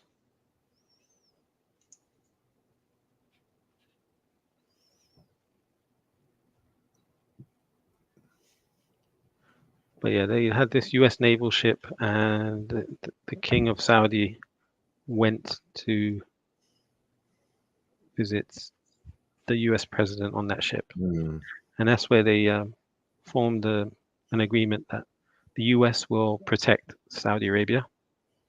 Yeah. And the Saudis will provide oil. Okay, so that's before, because I go back to when Saudi Arabia were going to either link up with bin Laden or America against Saddam Hussein. Well, bin Laden was used by America and Margaret Thatcher, the US and the UK, to disrupt the Soviet Union in Afghanistan. Okay, I didn't know that. Let's see, Thatcher and Taliban. But are you not torn with like why are Saudi? Because for me, are most people looking at Saudi going, why is this going on? Why is our kind of main religious place becoming so westernized and so accepting of so many things? And it's the only conclusion I can come to. My conclusion is slightly different. I can tell you and see what you think about it. Well, you'd also need to come up with a reason why they are doing what they've done to Yemen as well. Yeah. And like I say, Yemen is linked with the Shia, and the Shia want the Kaaba, and so this is all interlinked. Yeah. So there's a lot to unpack. I'll try and do it as quickly as I can. The first thing, with regards to the modernizing of or you could say the westernizing of Saudi, bringing tourists into the country, that was since the US started something called fracking. It's a way of extracting extra oil out of a well that's been already which we think we've made it illegal over here, right? Yeah. So fracking rigs are quick and easy and cheap to set up. Yes. But for them to be profitable, the price of oil shouldn't be less than a certain amount of money. Okay. Because there needs to be some margin to be made from the process. If the price of oil is expensive, then it becomes profitable. If the price of oil is cheaper, then it's not. So what happened is they started producing so much oil, they started to export it. Then the Saudis said, okay, we're going to produce more oil to bring the prices down and make it not profitable for the frackers and put them out of business. Okay. So the price of oil dramatically dropped to, I don't know, like a really low price. This was during Obama's time. And but the problem with that, to maintain low oil prices, means that Saudi is not going to be very well off, because that's their only source of income apart from Hajj. Hajj is also a big form of income, but outside Hajj, the oil industry is where they make money. They just pump out oil and ship it. And then you had Donald Trump become president, and the king of Saudi Arabia was King Salman, and they realized, look, we can't afford what's going on. Low oil prices, we can't afford anything. How can they change their fortunes? How can they rely on something other than oil? Because oil has to remain cheap, otherwise they'll be put out of business by the frackers. How can we have an alternate source of income? So they said, okay, let's copy Dubai. So the king of what's his name, MBZ, this dude in the UAE, he is quite close with MBS. So he's acting like an advisor to him. So MBS is now trying to follow the example set by Dubai of being a tourism hub. You following me? I am. But so the idea is suggesting that, because from my understanding, Saudi have loads of money, right? Then they're not short of that. They are short of money, or they were short of money until the prices of oil went up again. But with low oil prices, no, they were almost broke. Especially with Trump there, who was trying to squeeze them out of every penny. So they had no choice. They had to find an alternate source of income. For them, that was the only option was tourism. Well, that was the quickest win anyway. But to make money from tourism, people have to visit your country. Before that, it was very difficult to get a visa to Saudi Arabia. So they introduced this new e-visa scheme that made it easier to visit. And people need a reason to come. What's there to do in Riyadh? It's just a desert. So they started this entertainment ministry. So they got this thing called Riyadh Season. They invite people to do concerts, and they encourage their citizens not to travel abroad, but to just travel internally in the kingdom for different tourism. And that's the idea, to keep the money in the country. They allowed women to drive to sort of make extra money from women drivers, not just males. And yeah, how can you invite? Why would somebody from the UK want to go to Saudi Arabia, right? Or from the US? If you're a golf fan, the best golf is in your country or in Scotland, right? So if you can start up a good league in Saudi Arabia, then you have a reason for people to come. Same thing with boxing. So they started hosting these certain events like Formula One, etc., where people have to come to your country and watch.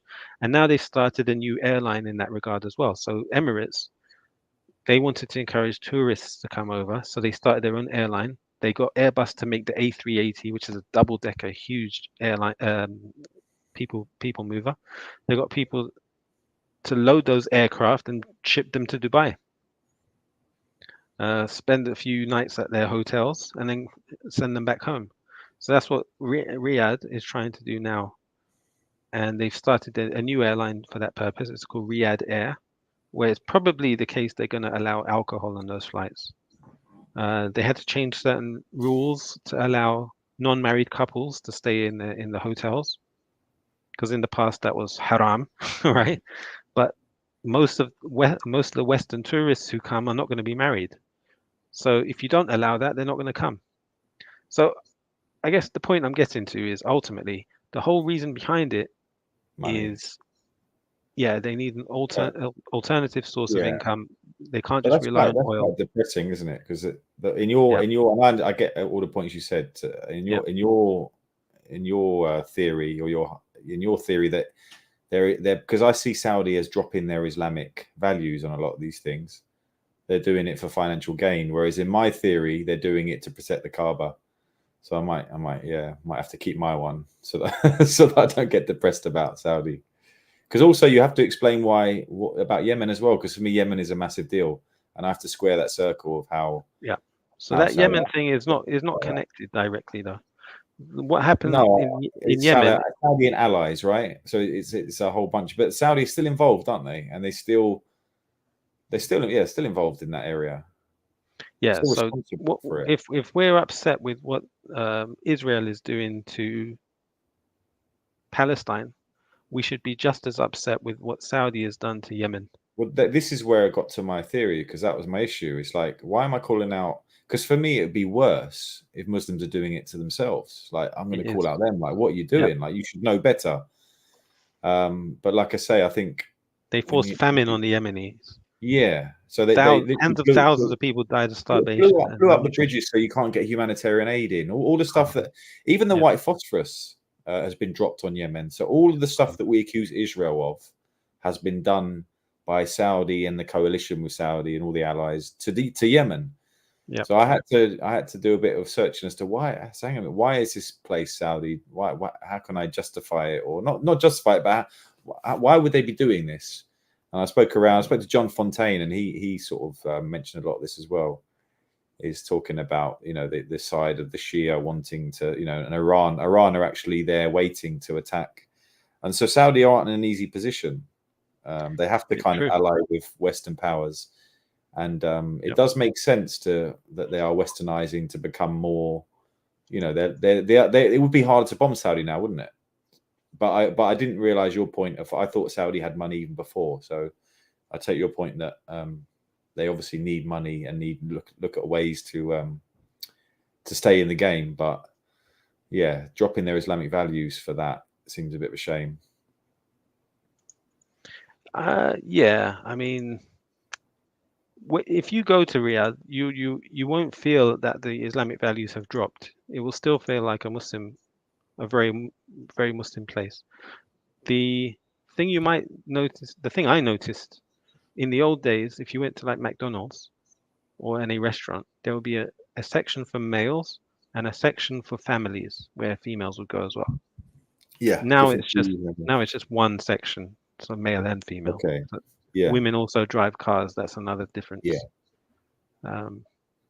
But I'll show you this map, right? Have a look. When I was in Dubai, and I know it's a different topic, but when I was in Dubai, I went shopping. I mean, there's not much else to do there other than that. But where there were in the shop, there were Pride T-shirts in Dubai.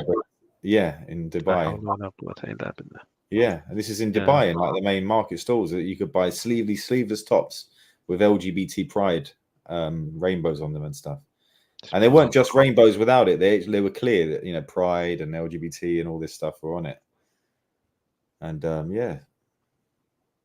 Okay, I don't know if you can see this image on the screen or how clear it is. I can see the map. Okay, so what you have is Saudi Arabia.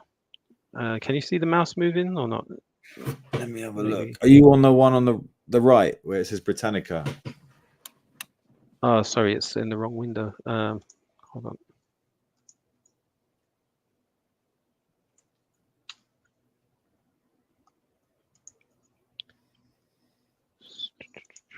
Yeah, there we go. So if you see this picture, you've got Saudi Arabia here. Yeah. Now you've got Yemen. Mm-hmm. During the Kuwait invasion of Kuwait by Saddam Hussein, Yemen took the side of Saddam Hussein. So Saudi Arabia viewed Yemen as a sort of enemy. They kicked out all the Yemenis from their country, sent them back home. Mm-hmm. Okay. And also Yemeni were on the side of communist Russia, which is against America. Saudis are on the side of America, not on the side of the USSR. Yeah. So from that perspective, they're not particularly a friendly nation. They have a large Shia contingent as well, okay? Yeah. Influenced by Iran and supported by Iran. Yes. So Saudi Arabia views Yemen as hostile. You also have Oman. Oman, they're just some sort of neutral country. Nobody cares about. They're no threat. However, I'd like to go there. Yeah. I think that would be a good idea, but it's quite expensive. But I think I've only heard good things about Oman as a place to visit. I've heard wonderful things, actually. Then you've got UAE up in this corner here. Look how small it is, bro. Right? But anyway, the UAE, yeah, they're part of their coalition, you could say. They're a friendly nation. Yeah. Although they're a competitor economically, right? Yes. Qatar as well over here, they're also a friendly nation. So both Saudi, Qatar, and the UAE, they're all tribal cousins. Mm. And then you've got Bahrain as well. Now, what happened with Bahrain? There's a big Shia population in Bahrain. So Saudi Arabia occupied Bahrain a few years ago. And I think they sent they sent tanks and everything into Bahrain to quash the sort of Shia potential uprising. So Bahrain is viewed as a hostile nation as well. The majority of the people there are Shia, although it's a Sunni-led country. Mm-hmm. So the south is hostile. Bahrain, which is very close, there's even a bridge to get across there where cars drive across. That's hostile due to Iran. Iraq, look at the border with Iraq, how huge that is. Mm. That's after the fall of Saddam Hussein. Who took over in Iraq? Shiites. So again, Iran. So especially after George Bush's war. Okay. Yes.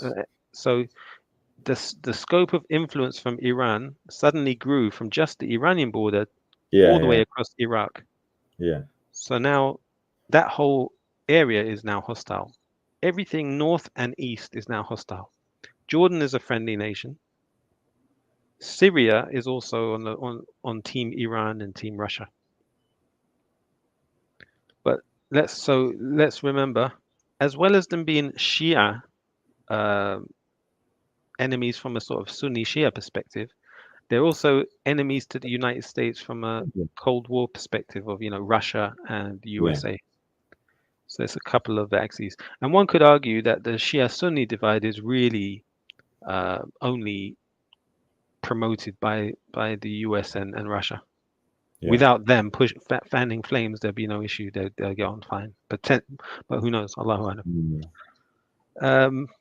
And then you got Israel over here, which is definitely a hostile nation. But they're trying to stop the hostility and make them friends by doing normalization. How are they surrounded by unfriendly? They definitely feel more surrounded, especially since the fall of Saddam Hussein. But even with Saddam Hussein, they used to be on the same team until Saddam invaded Kuwait, at which point he suddenly became an enemy. Hostile. Yes. Yeah, and that's to the point they had to bring in the United States to fight that war. Yes. Yeah.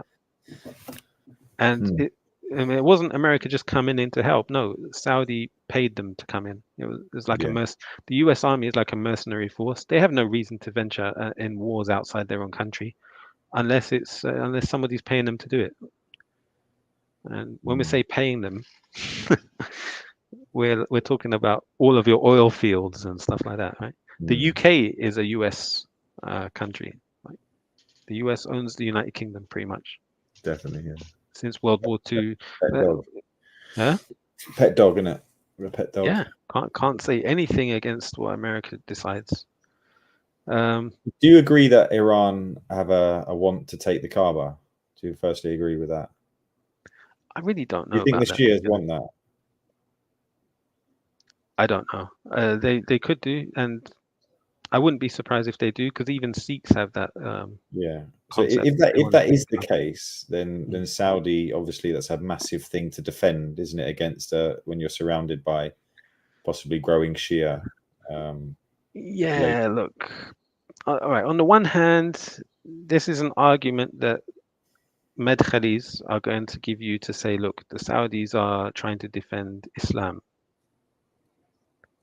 as opposed to the Saudis are just trying to defend their rulership. Do you know what I mean? But do they care about defending Islam, or do they care about defending the House of Saud? Yeah. Maybe they're trying to defend both. I think the Saudi population is very Islamic on the whole. Yeah. The rulership, though, there's a lot of munafiqeen at that level. Agreed.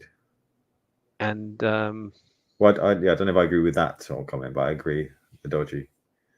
Yeah, and not just in Saudi, but any country. You go to the people with power are full of munafiqeen people. Like, they're just saying they just want an easy life, so they'll say whatever it is to please those in power. Look at Piers Morgan; he's a perfect example of that. Turkey is also a hostile country. Yeah, so Saudi, they view themselves as surrounded, and they need America. But to do anything with America, they need Israel. So any form of without America, though, Saudi are completely outpowered. Then, aren't they, in that region? Yeah. So they Donald Trump said that. He said, yeah.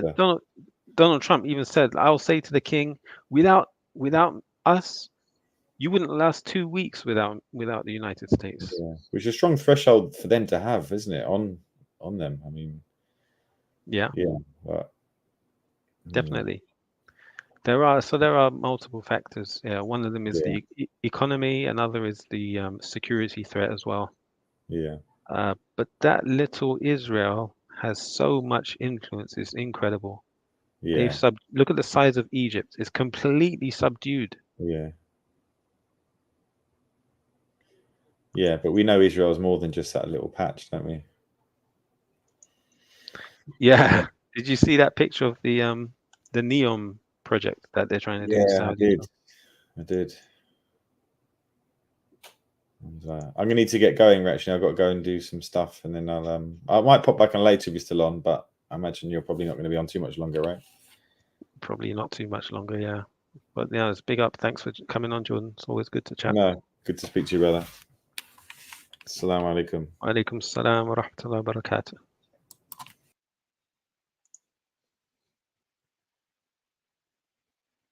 So yeah, big up brother Jordan then for jumping on, inshallah. So don't like to this poor miskeen Jordan M. So reactionary. Don't like to this poor miskeen Jordan M who don't know much. Read the hadith.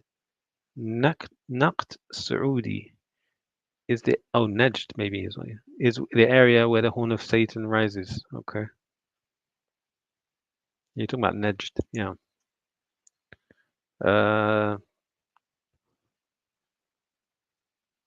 Okay, I read that comment already. You posted the same comment twice. Oh yeah, you corrected Najd. The Prophet ﷺ never prayed for the people of Najd because they betrayed him. Subhanallah. Okay.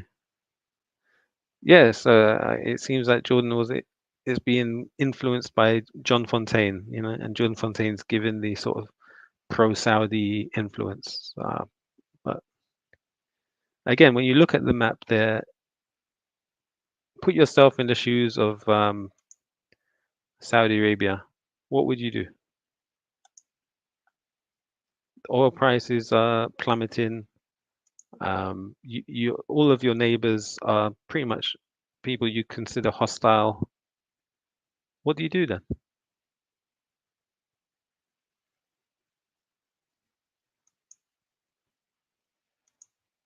He says, stop saying Saudi is good.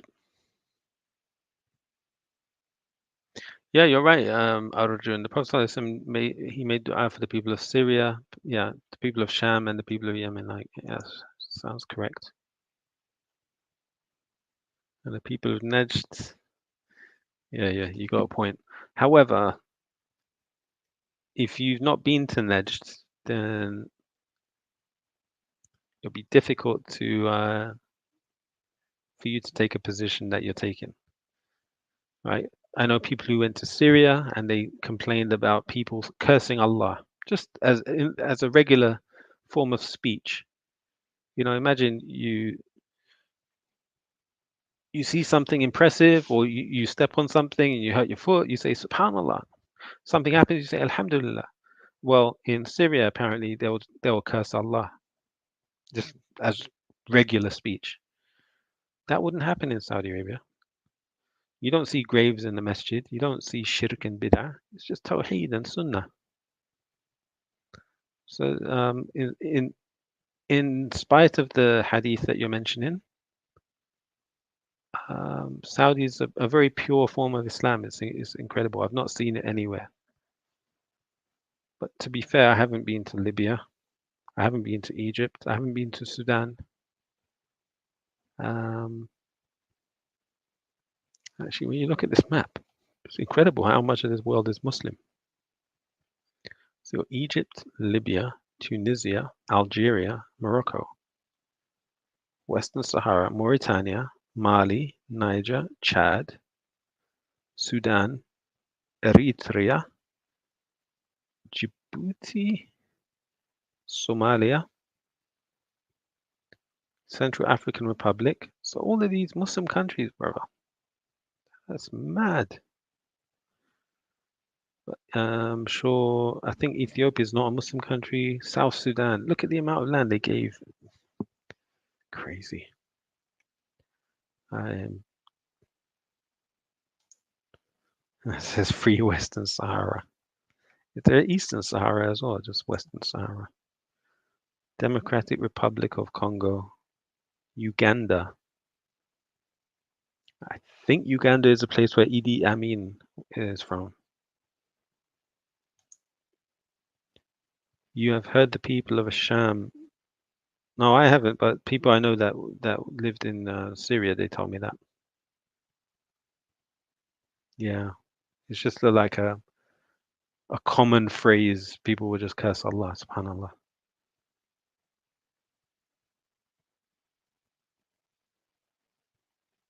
But again, I doubt that's Ahl Sunnah. Of course, it's going to be the people in charge, like the Alawis or whatever you call those people. Some obscure, weird sects that are in charge in those lands.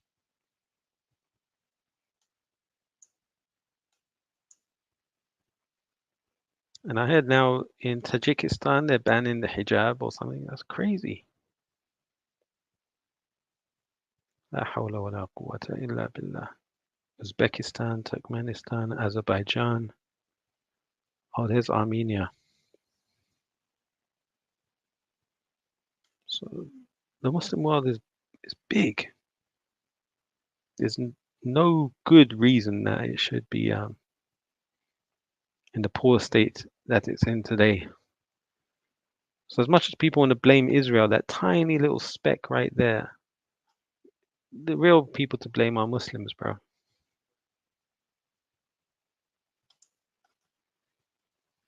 Do you know if it's true that the Iranians have been moving in Iranians all over Syria, like what Israelis are doing to Palestinians? I don't know if that's true. I heard that's what the Chinese did in the Uyghur region too. It's possible. I wouldn't be surprised. That's sad, you know. Where'd you say that's happening in Syria? Yeah, Syria. SubhanAllah. Oh yeah, Kazakhstan is also a Muslim country, right? Some weird type of Islam that they practice. You got Pakistan, you got Afghanistan, is that India? So a huge part of the world is Muslim. The center of the world. SubhanAllah.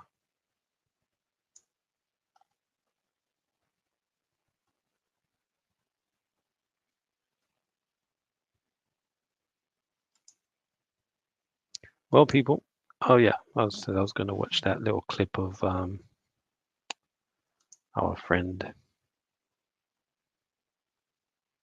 Let me find it. Bear with me.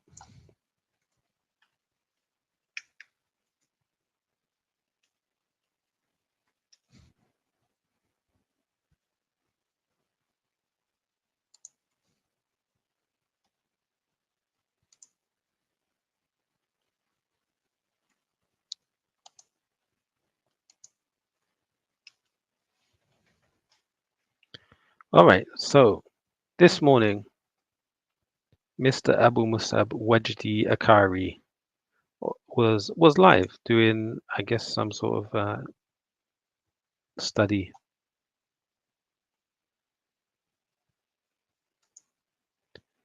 So I typed a small message because in the top it said somebody had a note saying, "Don't give salams past this point. So once the lesson started, they didn't want people keep typing salam alaikum, because then you have to keep replying saying wa alaikum salam.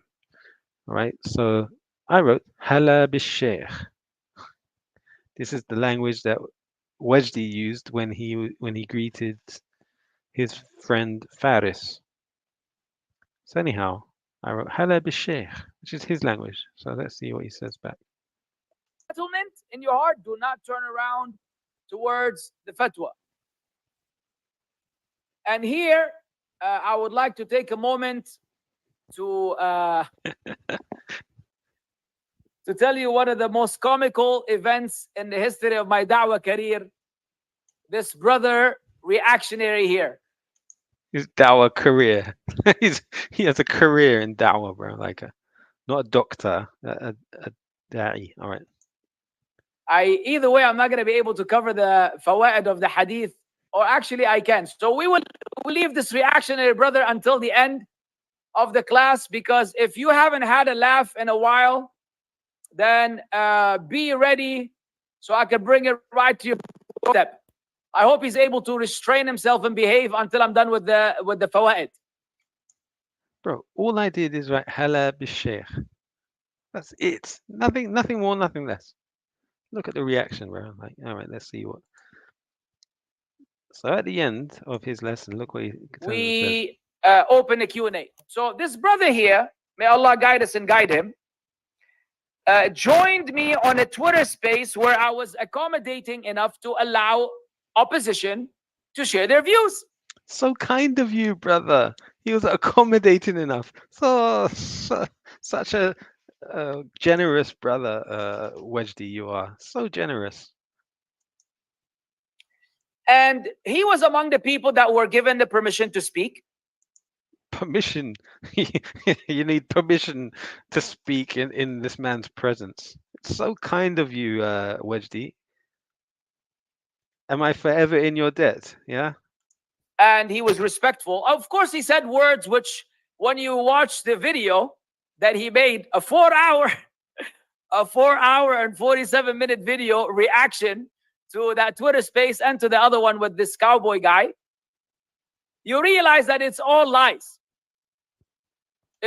Why is he calling him the cowboy guy? Like, aren't they friends? They're both dawah people, right?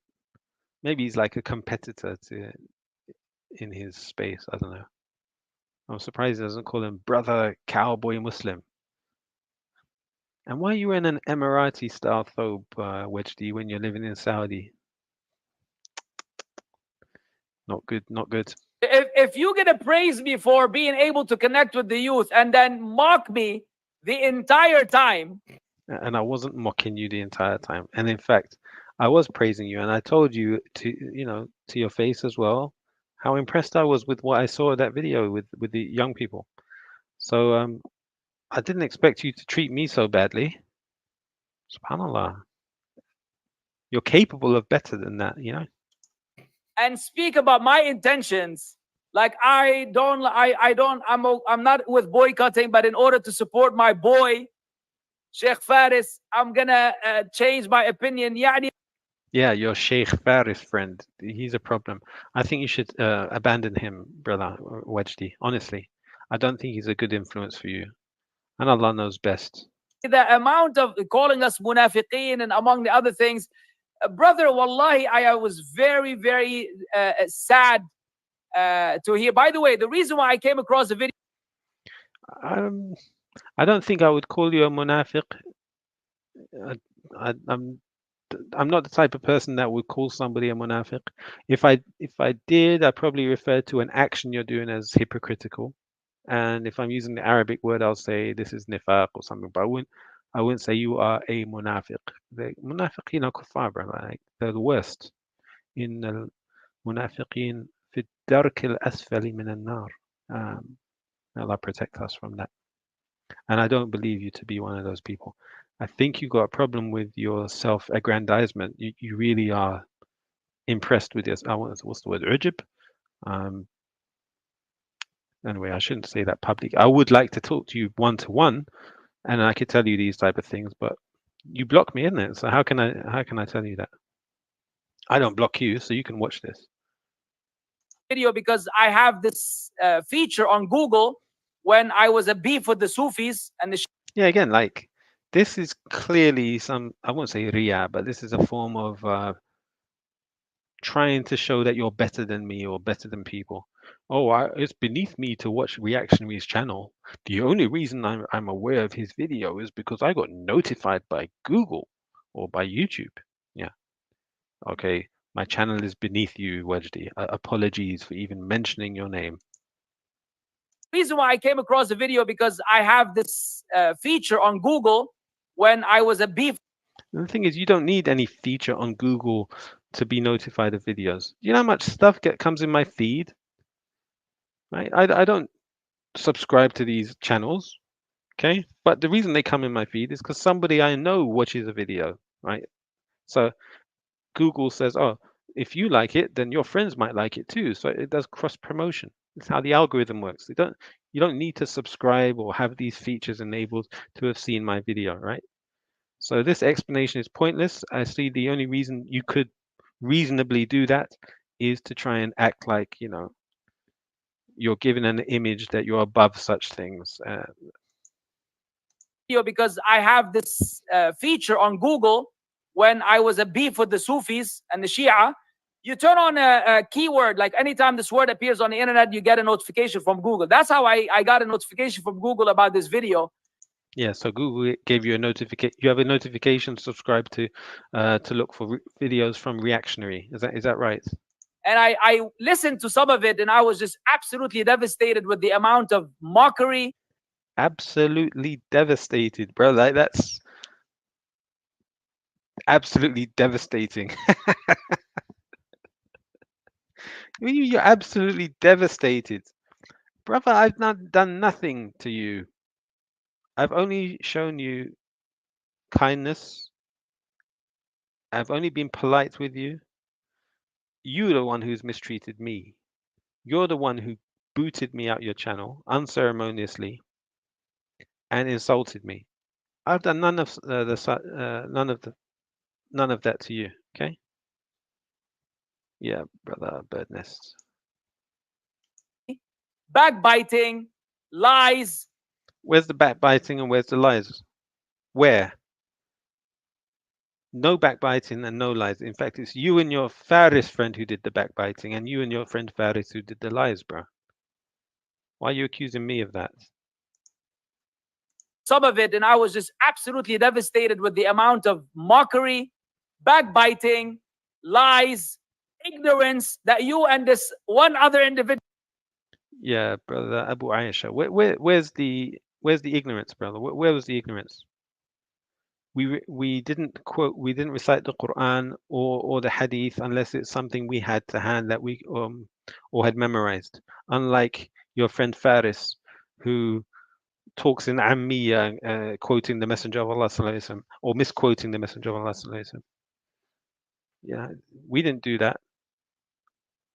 Individual have displayed in the video, and now you come here and say Hala bil Sheikh, and we all know that you don't mean Hala bil Sheikh, and you don't mean the Hala, and you don't mean the Sheikh. So, ya akhi, why are you digging your own grave? You don't like what I'm doing. You don't like my positions. Go get busy, ya akhi, with something else. If you are so great and so knowledgeable, Allah. Your stream came up in my feed. I clicked it, and I was being polite. I said Hala bil Sheikh. Yeah, what do you mean? I'm not stalking you or anything. Don't like my positions. Go get busy, akhi. Who said I don't like your positions? You invited people who have differences of opinion to come on and talk about it, and I did. And now you're upset about that? So, ya akhi, why are you digging your own grave? You don't like what I'm doing. You don't like my positions. Go get busy, akhi, with something else. If you are so great and so knowledgeable, Allah bless you. Who said I'm knowledgeable? I don't call myself Sheikh or Reactionary or anything. I'm not the TikTok Sheikh or the CrossFit Sheikh. Hala bil Sheikh. I'm not Sheikh. Just random guy on YouTube, bro. That's it. Instead of wasting your time with making a reaction video about me for 5 hours, go make a lecture about Tawheed and benefit. I've done lectures on Tawheed, bro. We've gone through books on Tawheed on this channel. You're not familiar with the content. That's not my fault. People have benefited from our reading of books on Tawheed here, bro. The 1 point something thousand. We've gone through books on wudu, books on salah, salah, zakat. We've done the whole pillars of Islam. We've done books on Aqidah. We went through Sheikh Al-Fawzan's book on Aqidah. We've done lots of content, bro. You're not familiar with it. It's not my fault. Go make a lecture about Tawheed and benefit the 1 point something thousand people on your channel and leave me alone. Yeah, he's trying to flex now, saying, "Oh, because he's got like, what's he got? 100,000? I don't know how many thousands he's got. Oh, go and impress your 1,000 users on your channel. Yeah, great. Yani, it's not enough that you made this video, pathetic video. Wallah, if I were to refute you, Pathetic. My video is pathetic. Yeah. So look, again, I was only polite to this guy, and look how rude he is back to me. How condescending, how insulting he is. Bro, this isn't the behavior of a student of knowledge.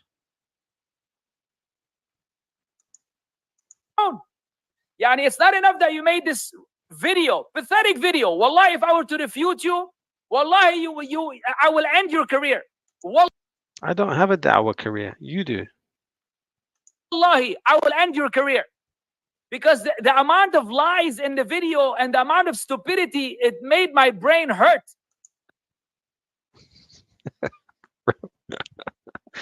Your brain hurts because it's nothing to do with me, bro. Like, your brain is averse to nasiha, or correction, shall we say, tasheeh. That's what it is. It's not my fault. The only person who can correct you is somebody from Dubai, yeah, whose name is Sheikh TikTok. That only someone called Sheikh so and so can correct you. Bro, I could be a cleaner on the streets. I should be able to correct you. Why the arrogance? Wallahi, I will end your career. Wallah. Look at the arrogance, bro. Well, what he said, Wallah, he's swearing by Allah. What reason was there to swear by Allah? What was the reason for you to do ليش تحلف بالله? What was the reason? Was it something important to swear about? Wallahi, I will end your career. I will end your career. Bro, help me start a career. Why do you want to end the career? Is that how you treat your Muslim brothers? You want to destroy their livelihood? Because the amount of lies in the video and the amount of stupidity, it made my brain hurt.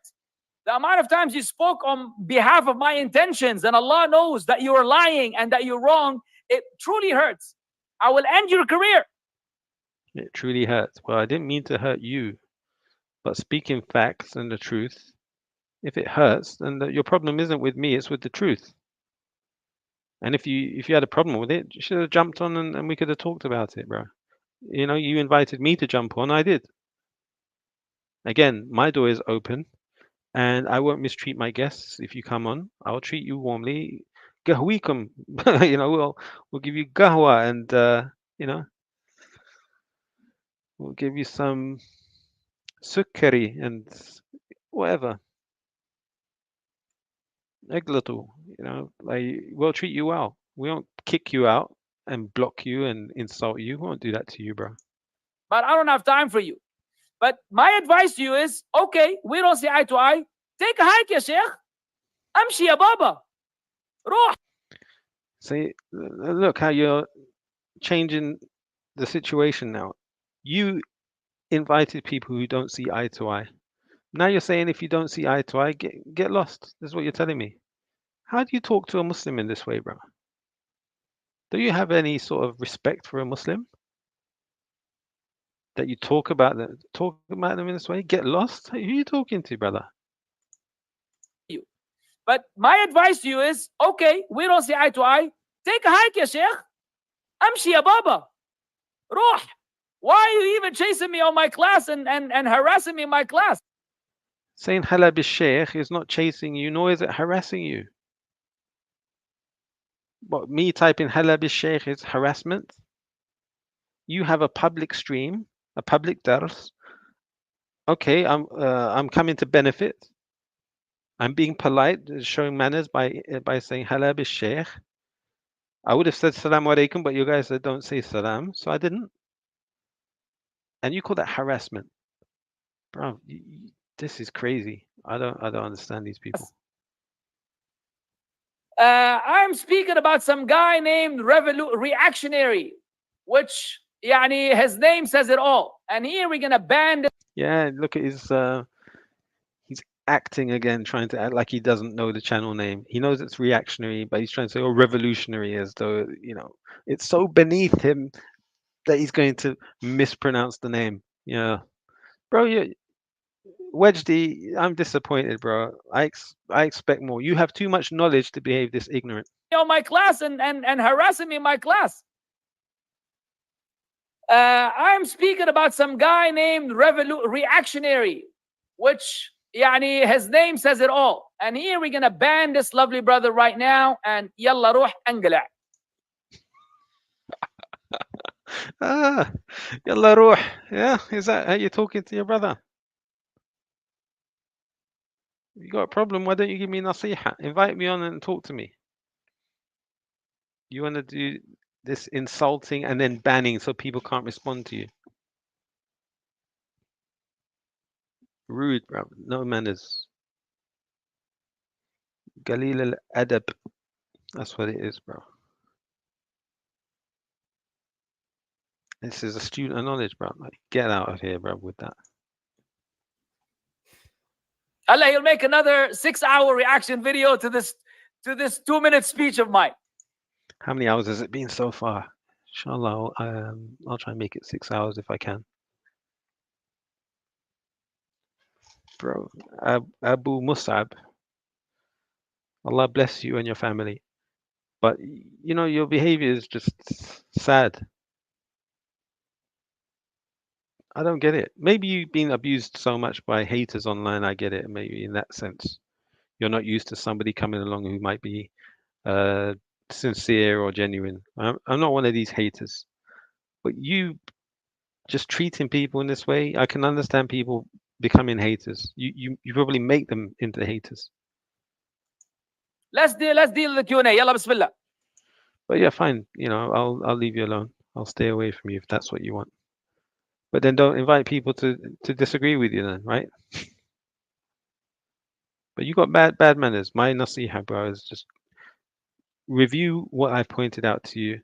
And if I'm wrong, correct me. And I don't think I'm wrong. Everybody who's watched what I've posted agrees with me. And some of the people who are agreeing with me are not people that I've always agreed with. Some of these people have been my, arch rivals at some point in the past, yet they agree with me. So their agreement isn't incentivized by, some sort of benefit. No, it's genuine. You need to fix up, Abu Musab. Fix up, brother. Anyhow, may Allah give you tawfiq for that which is good. All right, let's see. What else should I react to, bro? Anything interesting on online? There was something.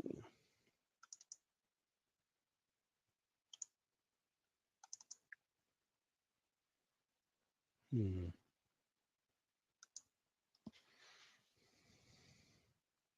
I can find it, that would be good. Bear with me.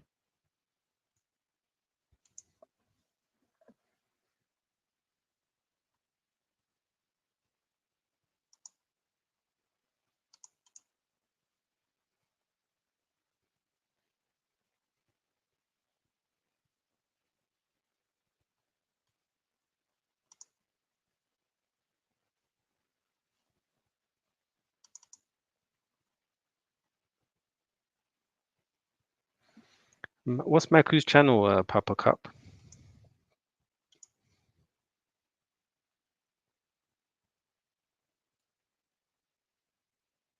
It's not Maku, is it? It's something else. I don't remember what his channel was called.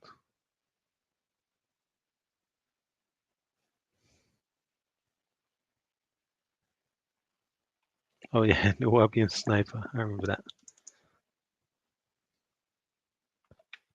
Wapian Sniper TV.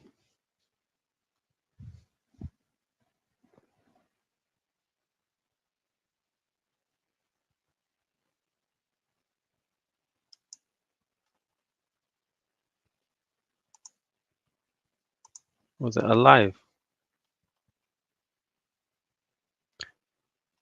Okay, let's see.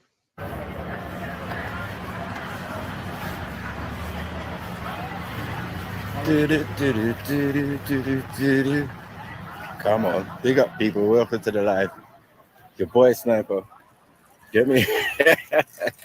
We're outside, you know. We're outside. We're outside. We're outside. It's about to get sticky. You know what I mean? Yep. They've been awaiting. They've been requested. They've been doing all the stuffs. Yeah, for Sniper's return. You get me? So the day. So have you got a timestamp for me? See what's gonna happen. Dun, dun, dun. This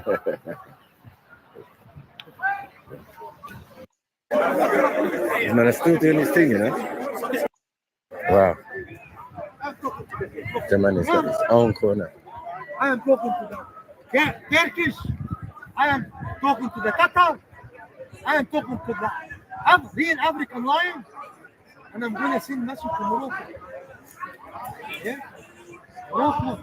Bro, what's that? Is that his shoe?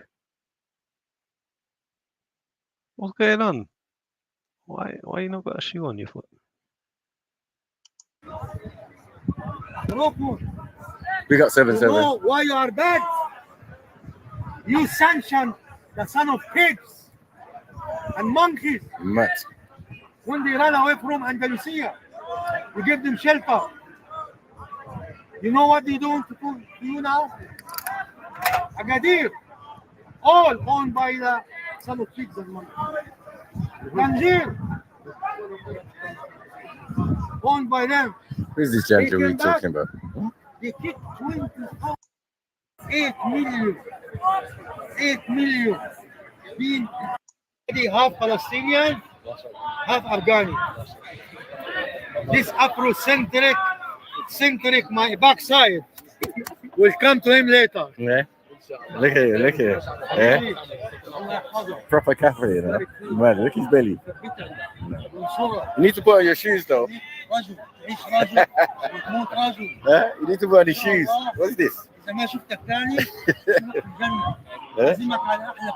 You're giving dawah with one boot. That's crazy. What is this? Yeah? They said you was a terrorist. Matt, we got some questions. We got some questions. Hey. Oh, good. How about in hold it too hard? Huh? How about it? No, I avoided it. Okay, I didn't.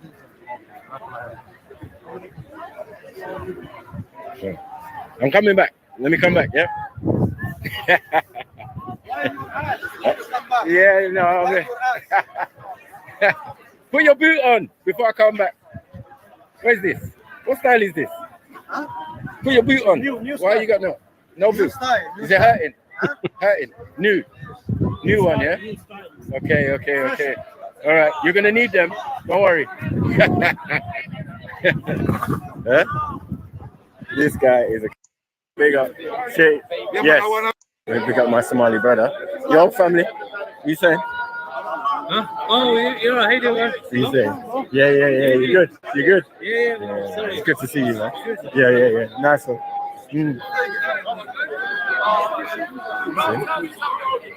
I got Janjaweed friends. Hijab. I was expecting to see a hijab or something, man. You know what I mean? Put some fire under him. Oh, with the time. You know what I mean? Let alone fight and campaign for them.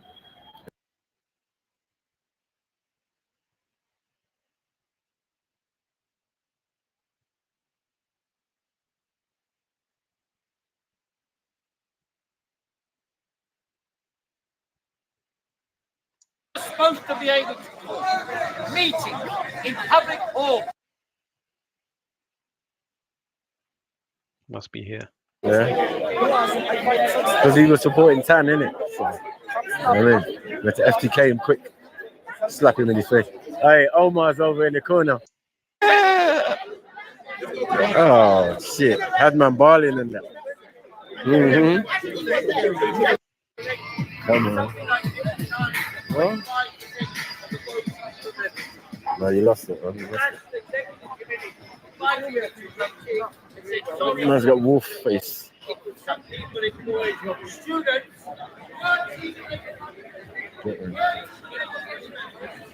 Live from the park.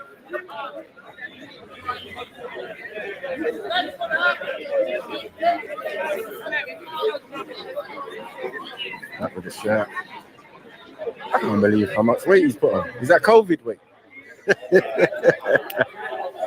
Is that COVID weight that man's got? Because I'm not getting it. How did man go from slim, to get me on a Christian crusade thing, to chubby and medicated? Yeah, that's medication that's done that, bro. Oh, he's right. You know, that's Captain Blood Clot, isn't it? He's gone big. Come on. Jeez. Hey, yeah, boy, we're there, man. We're there, family. Like 84 people in the building. You done know. Camo's there, everybody's there, man. Oh yeah, I've forgotten his name. He was from Zimbabwe. I don't remember his name though. Kwame was funny. Kwame said, "Yes, my brother." Yeah, he said, "Yeah, he looks so bare Janjaweed in it, you know, cuz." And if they're not Janjaweed, they're trying to be Janjaweed. I remember this chubby Christian league. Yeah, I remember FTK in him one time. It was horrible. He's Fisher uncle. Fisher cousin. Yeah. Oh, is that? What's his name? Oh, what's his name? Oh shit! Had man balling and that. And the wrongdoer. Yeah. Can't say that to them, man, because you know when you bully them, made them cry and that. You know what I mean? The uproar that we got for making my man cry. It's just stuff like, he's a grown-ass man, dog. He can do his own thing, you get me? Him getting FTK'd, it's not nothing to do with me. You get me? Oh yeah, Beefy. That was his name. Because he was supporting Tan, innit? So, I mean, we had to FTK him quick. Slap him in his face. Hey, Omar's over in the corner. Huh? Kappa dog. Over there, right there, Kappa. The Kappa dog. Oh, he's put his shoe on now. Huh? Top.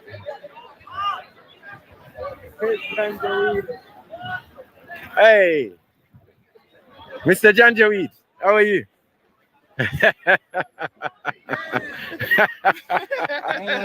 How are you? Long time. Yeah. Yes, brother. Yeah, don't worry about him, man. Yeah, it's us they came to see. Yeah. Oh, you put your shoe on now. That's good. Well done. Good man.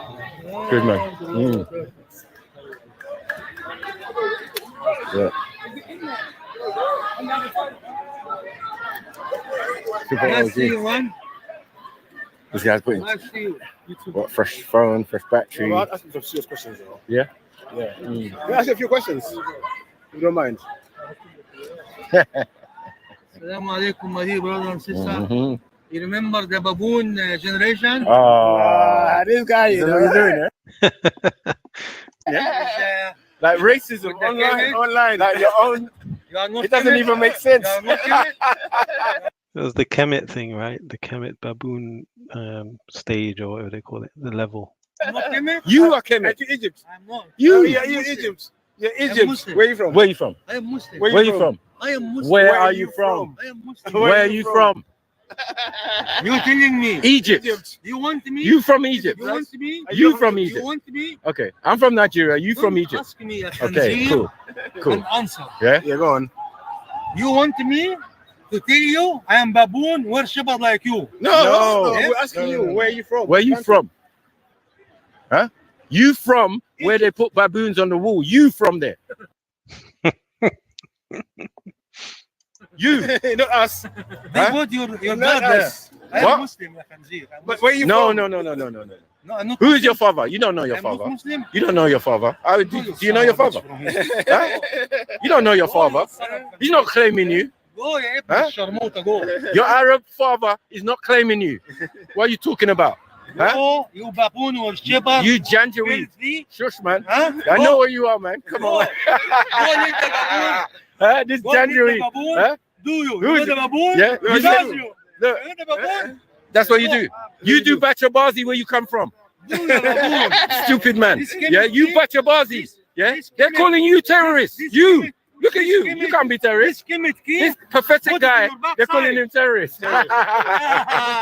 Ah, you baboon. You baboon. Huh? You would have thought in all these years you would have got a better vocabulary. Huh? Look at you. This is the piece of shit. Yes. He said he's a Muslim. Yeah.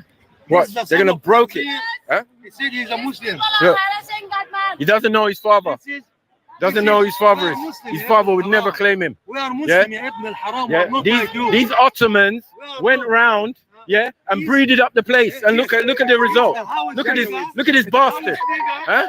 When you get shot, Kafaroon bastard. You the real Kafar. Yeah? Look at you. Look. Hey, look. Look. Hey, Mama look. What are you, Mama look? Where are you from? Turkey. Yes. Look at the baboon. Look. When you're trying to be. Look at the tramp. How Look is at you. nigga? Look at you. How is Look. nigga? Want to Dirty. be Your feel coat is nigga. dirty. Your scarf is dirty. Your shirt is dirty. Look at you. Yeah? Look at you. Your beard is even dirty. It looks like it smells. Never. Never. My backside look better than your face. Never. And you man are obsessed with backside as well. I know. don't What's wrong with it? What is this? Lady boys. You like lady boys?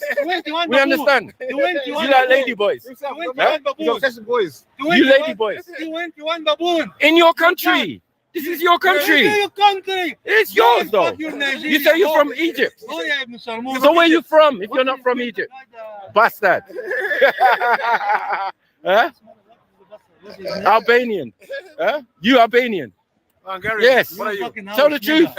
Yes. Say it. Say it loud. Say it loud, proud. Go Albanian to your mother. Go and say it. Are you Albanian, Go on. Hungarian? What are you? What are you? I am Muslim. You're Janjaweed. You're Janjaweed bastard. Your father doesn't want to know you. I am Muslim. You are Kafir. A real meaning of Kafir. You. Yes, sir. Your mother is Khanzir. Yeah. Hey, Babarossa. You don't even know who your mom. Your mother's born. Your mother's more. Your mother's born. Yeah? Your dad is Turkish. Your mother Yeah? Khanzir. Your father is Turkish. Your mother black Yeah? Khanzir. Or even if not Mongolian. Your mother black Turkic. Khanzir. Your mother black Turkish or Turkic? Your Which mother one? Which black one? Khanzir. Look. Your mother black You Khanzir. short, you fat and ugly. This is the house nigger. Look Look at like you. this. Look. Look. House nigger look like this, yeah? Look, This is you the just Khanzir. jealous. This is the You just Khanzir. jealous, huh? Look at that. Look how clean I am. 20. Look how clean I am compared to him. Yeah? Look how clean I am. Look how clean I am. Yeah? Inside. What? You trying to be Muslim, you son of Khanzir. Look. 20 years. No, man, we ain't trying to be you, man. I got so many videos. I am Muslim. Go and shag your monkey, you son of a Khanzir. Go, you son of a monkey. No, it doesn't make sense, man. Go. This ain't Callum you're talking to. Yeah? This ain't Callum you're talking to. Remember, it's me. I am Muslim. No. Remember, it's me. Yes. Yes. He's trying And I'll to tell be you Muslim. about your I am stupid bastard Muslim. self.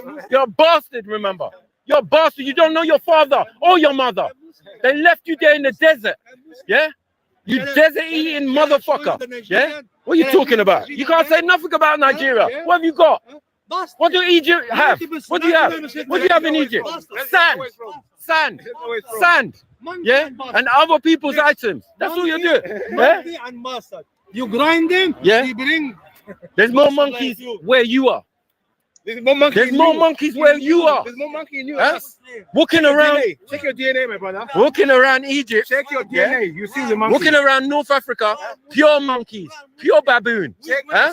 Pure chimpanzee. Look at you. Look, Check your DNA. look at you. Look what the Muslim Neanderthal. Look the Muslim what you do in Nigeria. Look at the Muslim Huh? what you do. Wallahi, you're Neanderthal.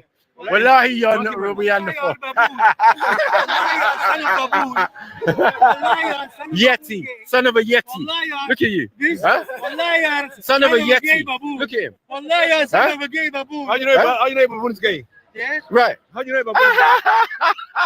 How do you know baboon's gay? How do you know he was a baboon? Yeah, a gay baboon. Baboon is gay. Yeah. How do you? You Me? coming from baboon? Your lips are like and look at your baboon. face. Your lips are like baboon, not mine. Yeah. Your lips like a And your baboon. eyes- The whole world And is your, just everything's you. Baboon are white, it's not black. Baboon is white. Yeah, he's representing the thing though. Baboon is white. Look. Yeah. Look. These man fancy man. That's all. That's it. Yeah, he's sexy, man. Yeah, yeah, I'm good looking, man. Thank you. Thank you. Your woman won't say that. If anything, your woman will lick my ass. You know your family. Yes, You know sir. your mom. Yes. You know your dad. Yes, I sir. got 6 of. Yes. I He got don't. 7. He don't. He don't. He knows he's a bastard. He knows he's a bastard. He knows he's a bastard. Where you from? You can't defend him. He's a bastard. Where you from? He's a bastard. Where? Yeah, You Muslim. don't know where I am. Muslim is not a country. You don't know where I am. That's not a country. That's not a country. That's not a country. You don't know your mama. Muslim is not a country. Muslim is not a country. We know. We know. No. We know. Yeah. We are Muslims. Yeah. Bro, what is this? This is crazy. We are Muslim, yeah? Is that the language you want to use as a Muslim? Like you. So who's your dad? Who's your dad? Who's your dad? Who's your dad? Big size. Who's your dad? Who's your dad? No. فأعرض عن الجاهلين.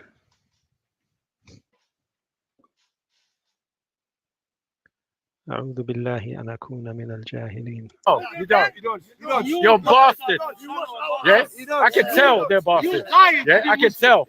You dying to be a Muslim. No, we don't care, man. You We don't dying. care. This You can't corner. accept us in nothing. This Yeah. corner, you son of a bitch. When we decide to starve you, yeah, Oh, you son of a bitch. don't worry. You're gonna be begging Ethiopians in a minute for water. Don't worry. Take the water. Take the water. Take the water. Take the water. Because Egypt ain't gonna have no water. They ain't gonna have no water in a minute. Yeah.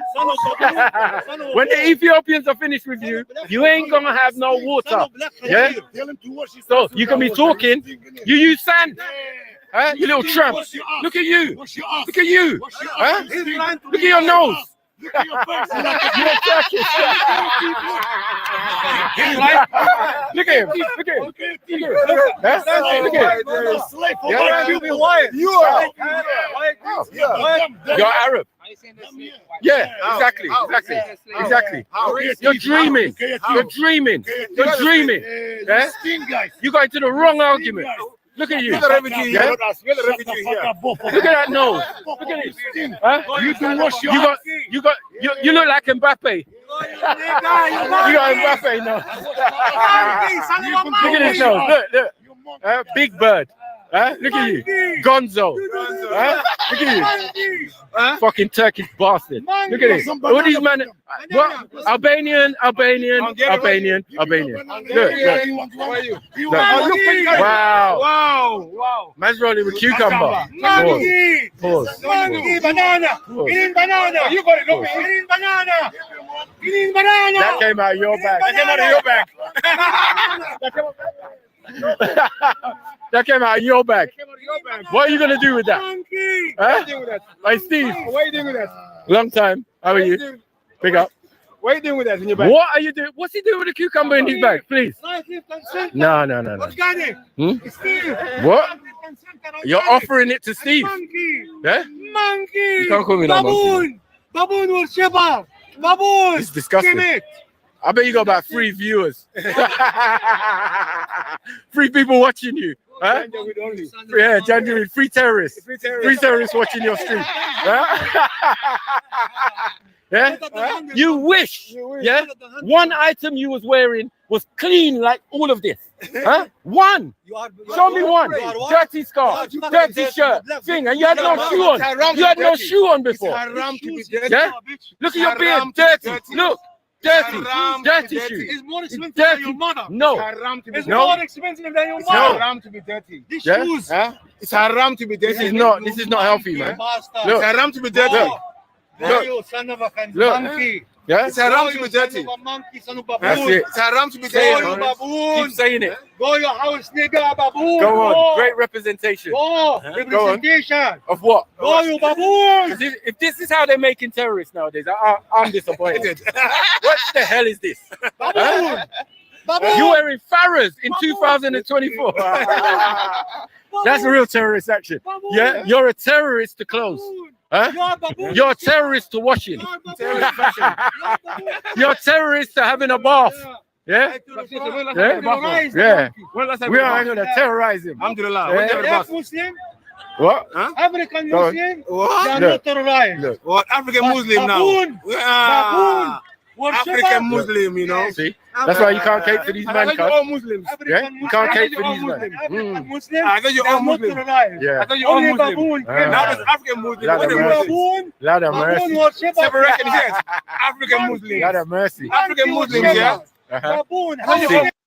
This is so crazy, bro. So where all the ones you were rolling with, where they gone? Where they gone? Where they gone? Where they gone? Huh? Well, the black baboons you were rolling with, where they gone now? Where they go now? Huh? Baboon. Can't hear you.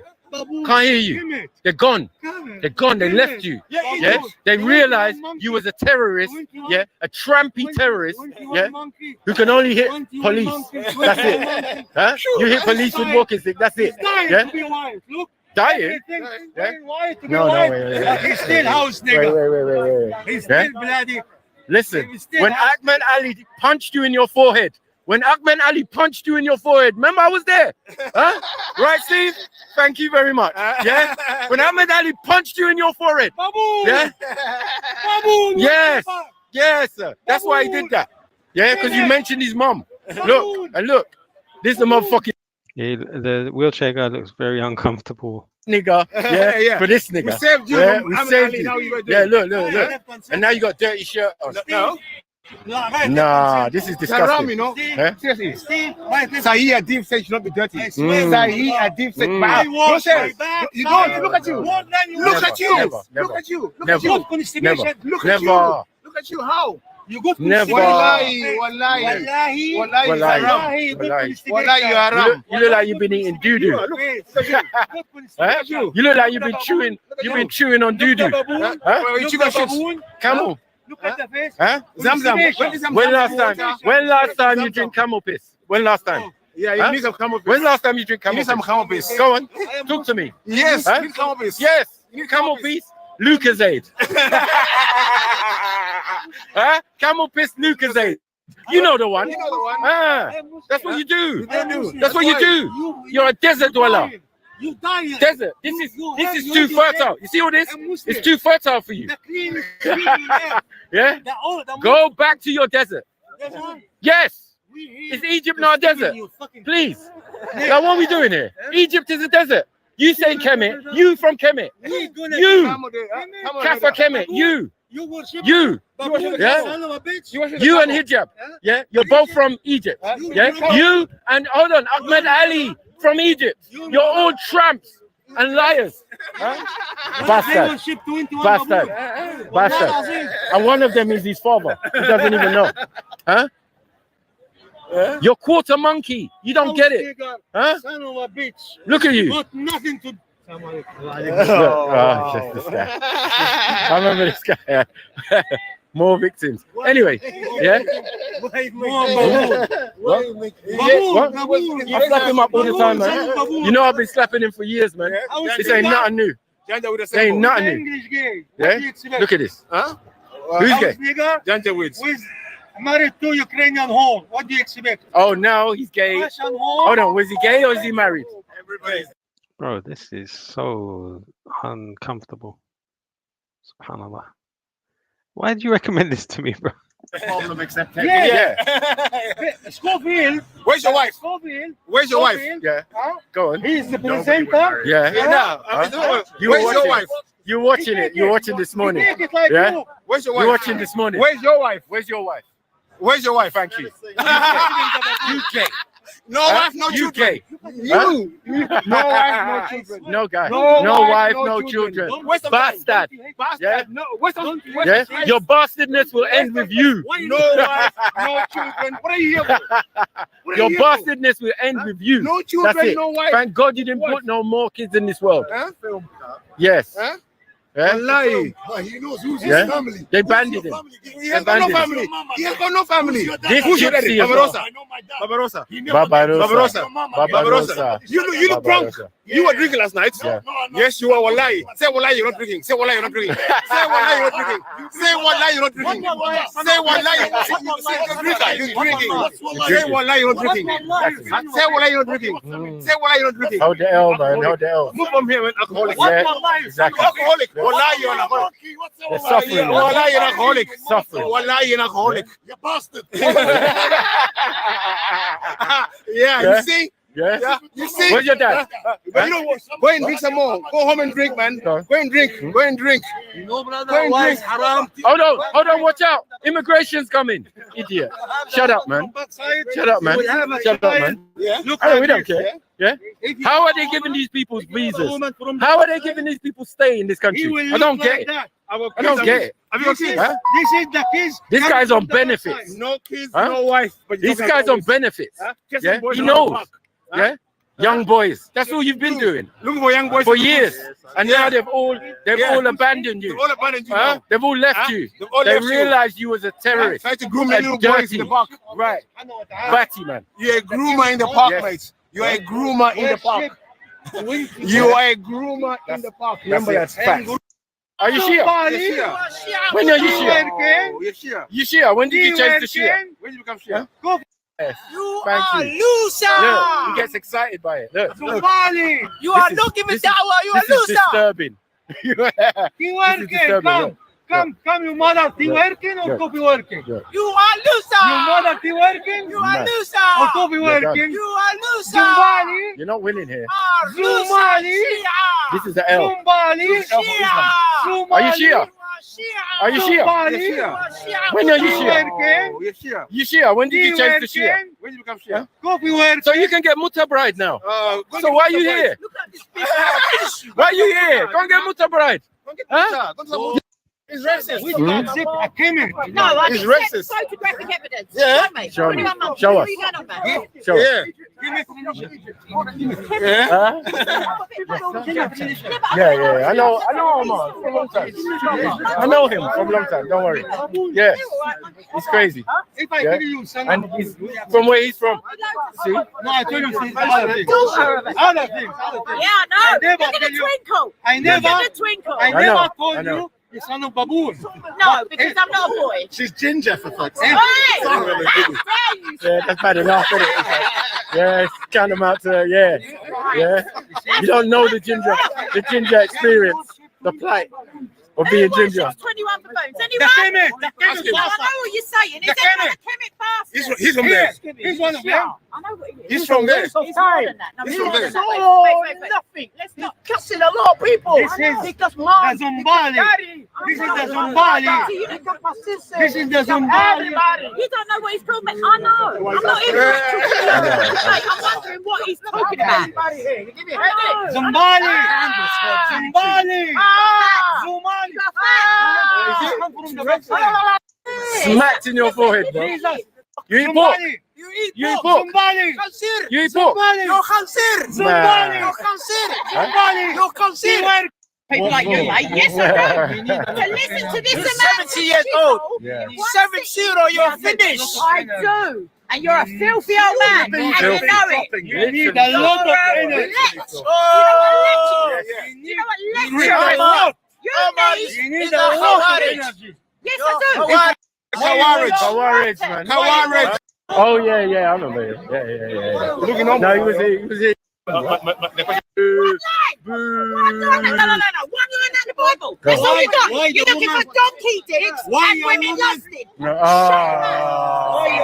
the woman? Is that what you're doing, Why Omar? the woman? Oh. Why the woman won donkey one? Oh. What You is want me it? to talk about the Quran? What is Do you want me to? The Quran that says how you should treat Christians. The Quran that says Allah said that Christians should stand on the gospel and the Torah and the Psalms that he revealed. And you just want to chat crap about one night women in context. She's badding you up. She's badding you up. Doesn't know the Quran. He doesn't know the Quran. He's not a Muslim. He's He's a Khawarij. Khawarij, man. Khawarij. Khawarij. Why you want Rotten. He's a Khawarij. Rotten. Why you want Yeah. He's a You the real Khawarij. black. Why you want? Why You the real nigga. Why are you eating khanzir? You're talking about. Why are you eating khanzir? You're talking like a dirty old man. Khanzir. I don't know what you're going on about. I don't understand. All right, we out. No, mate, not from you. We done with this guy. This guy is crazy, bro. You get me? Is he mad? Huh? Fairy tale killers back in the building. You get me? You can't mess with us, bro. Can't mess with us. What do you mean? That's the question to my Christians, though. I find a Christian. I know. That question, was it Matthew? Mark 14. Oh, it was a Mark, yeah, Mark 14. Ah, you see? I told you so. My mum, my granddad, my great-granddad, my great-great-granddad, my great-great-great-great-great-granddad, my great-great-great-great-great-great-granddad, my great-great-great-great, yeah. We can keep going, but it's just ridiculous, isn't it? Yeah? So no bastard over here. This bastard over his side. Yeah? Denying his Egyptian origin. Yeah? Well, as a big up, man. You know what I mean? Yes, brother. You under the sun. This will happen, especially. Yeah. On Facebook. Yeah, him. Oh, yeah. Yeah, 7 hells in that. Oh, you're stuck in limbo. Yeah, lost good warriors. Yeah, it's the mass Muslim, bros. Hey, my brethren still. Jesus for Christians.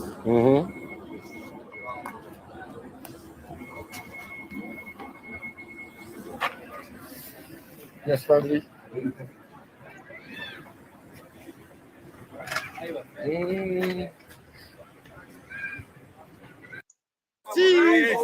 My big dog. Look at that. Come on. Gang. You get me? Come on. We're here, man. Jeez. Come on. What was the best? Was it? Right.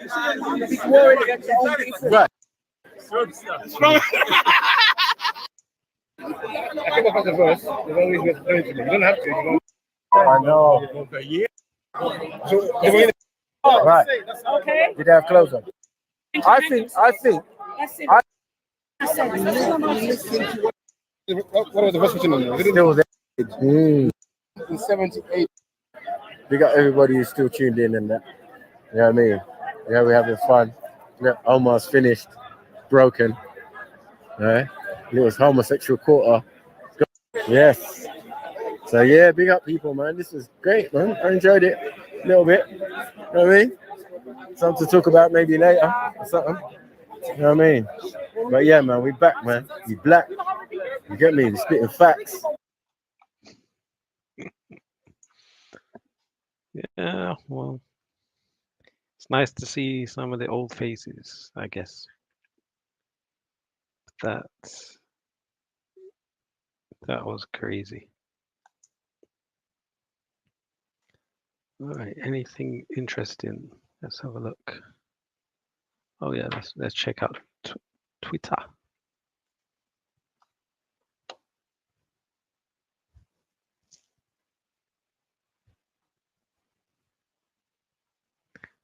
British television host James Whale get furious. Okay, let's hear. To the Israeli situation, Israeli forces intensify attacks at the moment. Gaza's health ministry says, who'd believe them anyway? 40 Palestinians were killed and 224 wounded in the last 24 months. Remember, Gaza's health ministry, 24 hours. Gaza's health ministry is run by Hamas, a terrorist organization. Steve Soseby joins us. Steve, good evening. You're co-founder of Heal Palestine. What can you do to heal Palestine? Well, to start with, we have a huge number, thousands of children who've suffered permanent injuries over the past several months. I didn't ask you that. I asked you, what can we do to heal Palestine?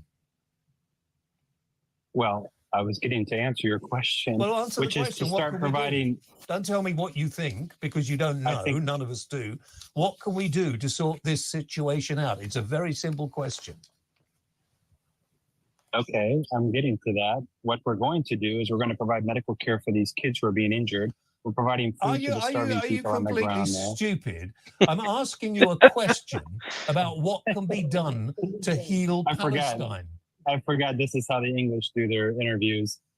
This is not really the kind of interview I'm interested in doing. If you're going to take on a subject that entails the lives of innocent children who are being killed, all right, well, let's answer this one. First, we have to get rid of the authoritarian terrorist government, don't we, before we can start healing them?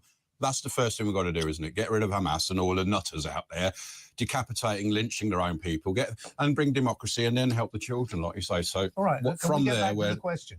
What do we do to heal Palestine? From day one, what's the first thing? The first thing is to restore the health system, which has been pretty decimated. Less than 70%. Not get rid of Hamas first. You need to get rid of Hamas first, obviously, and then do the health system. Do you agree with that? Or you want to keep Hamas? Quiet now. Well, I need Quiet, to know how you start it. Gentlemen, can I say something here? I wish you would. I wish you would answer it instead great. of flanneling. Stop. Gentlemen, here's my answer. It's a beautiful Saturday afternoon. I have a family to be with. You two are clowns, and I'm not interested in this interview any longer. Take care. Well, you are an idiot. Okay. He didn't want to answer the questions.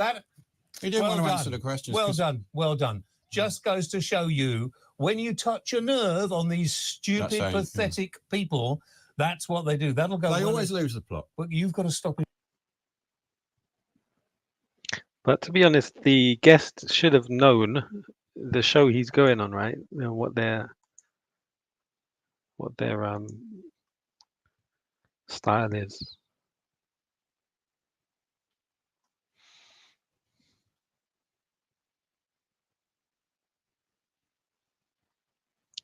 Switzerland are through the quarterfinals. They beat Italy. What? Amazing.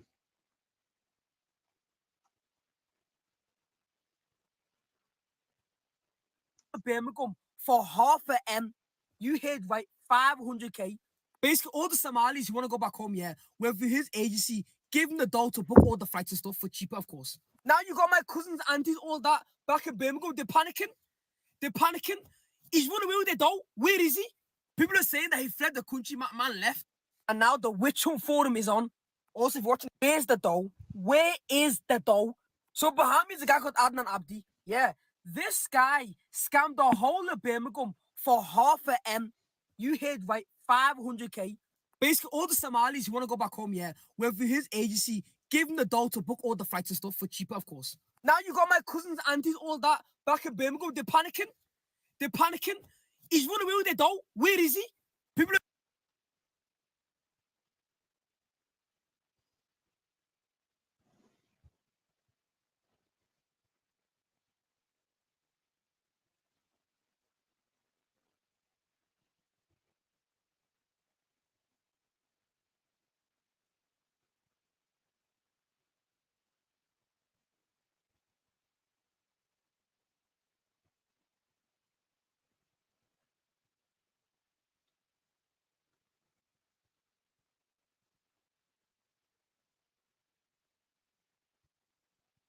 Oh, there's something called a challenge coin, is that?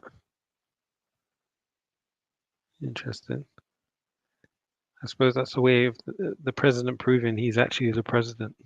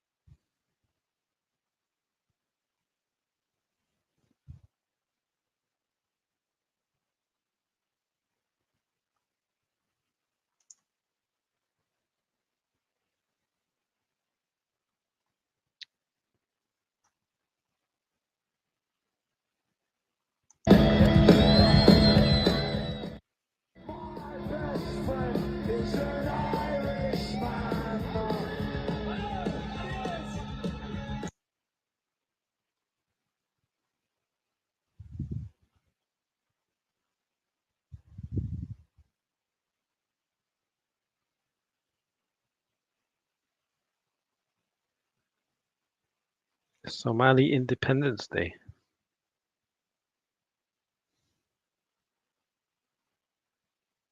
Oh, what's this? This looks interesting. Following a 2023 warning of numerous conflicts of interest, they've now been just caught committing 5 further breaches, abusing zakat, misleading donors, and ignoring complaints. Penny appeal, yeah? Interesting. Been warning about these charities, these Muslim charities for time.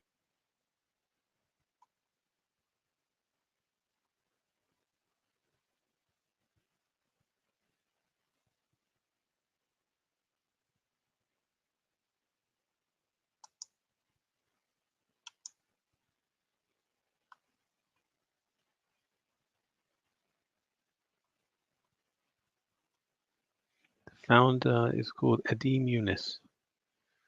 An alleged £6 million of funds being funneled into companies he's linked to.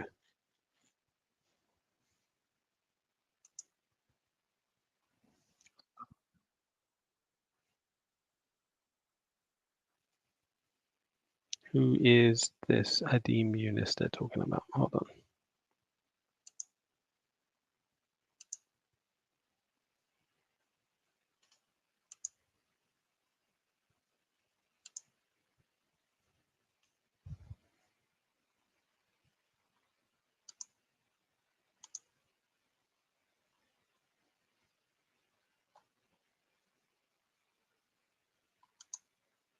Of Muz, Shazad Yunus, thinks otherwise. He said in a podcast show that Penny Appeal moved millions of pounds from charity to the, I guess, companies founded by the founders, i.e. yourself. That's absolutely incorrect. That's absolutely incorrect. There's no companies that are connected to Penny Appeal that I own, and this information has come from our audited accounts. So we are audited every single year. The charity is audited, and if you look at the audited accounts have this information in. This information was misconstrued, and this information it's basically misinformation and then sharing that out there for self-publicity. But why would someone want to do that? I mean, self-publicity. What? So you're saying what they're piggybacking on you to kind of put a spin in the market to get more. So the people that are doing this, and one of the names that you've mentioned there, he's known for this. So if you look at his previous copycat incidences where he's copied other platforms that are very questionable, and then what has he done? He's used that, and here's a campaign where people are attacking me. Why are people attacking you? Because you're copying somebody. You've gone to court and you've lost court battles because of what you've done and how you've behaved. So rather than saying sorry, or rather than saying, so he does this, and he trolls on social media. He says that himself. I troll on social media. So the best way to get publicity, and you know this as well, any businessman out there, anybody that has had marketing experience, you just shout the loudest and point fingers, and cause this nuisance and this noise, and people will look at you and look at what you're doing. And what a better way. Kind of was produced by your own companies. Is that true? No, never. My businesses don't interact with the charity. Are they your clients? My businesses don't. No, they have never done that. Fancy packages is not fancy packages. Feedback brochures or products. So we sell Palestinian dates. So we just launched again.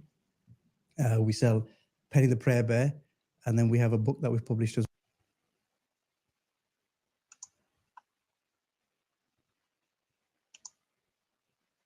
Oh, what's this?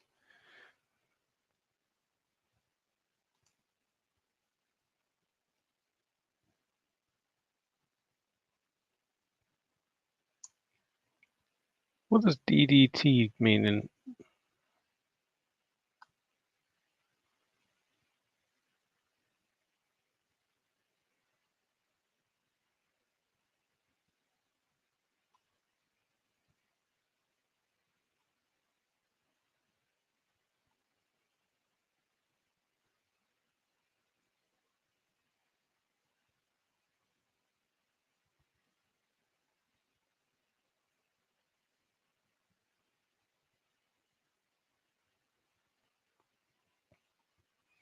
Algeria named the most anti-Semitic country in the world.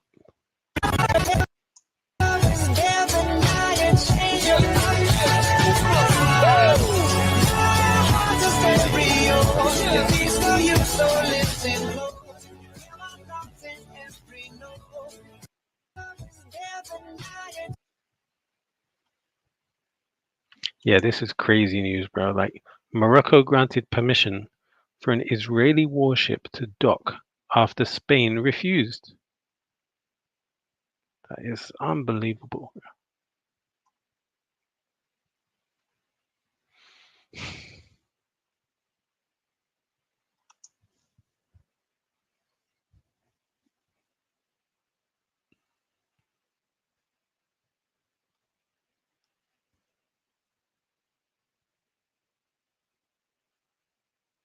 What's that? A shoplifter?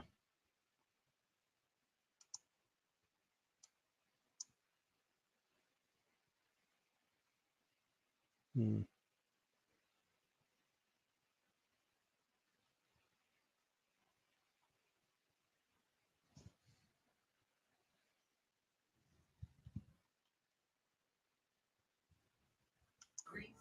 I ain't got no nigga, and no nigga ain't got me. Niggas love a freak.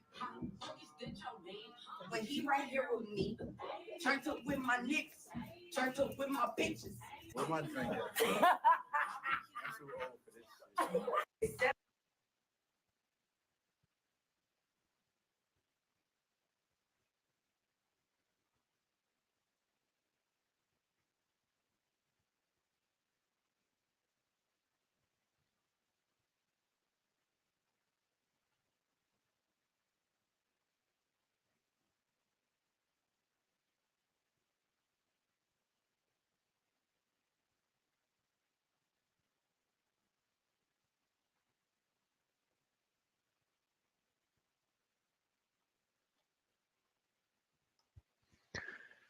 Hmm.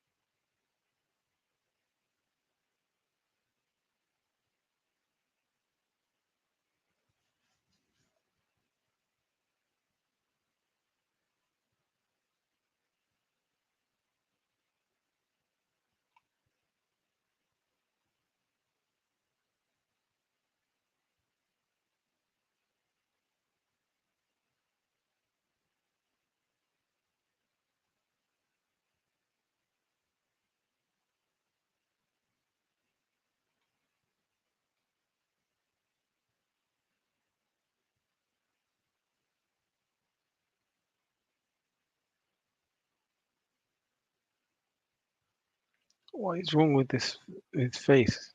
Is he wearing a mask? Bro, that is crazy. Say, do what you want, NATO. Just do what you want. There's a thing called Article 5. An attack on one is attack on all and required response. The idea, I can't think of a single major leader in the world who wouldn't trade places with and win and let Putin say, do what you want, NATO. Just do what you want. There's a thing called Article 5. An attack on one is attack on all and required response. That is embarrassing. Yeah, can't.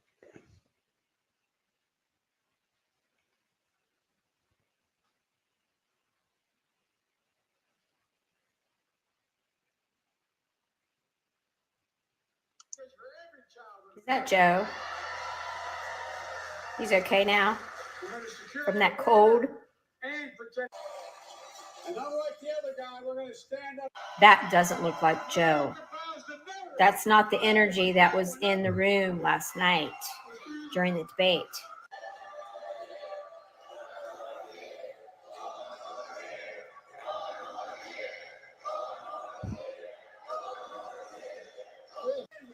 What was that?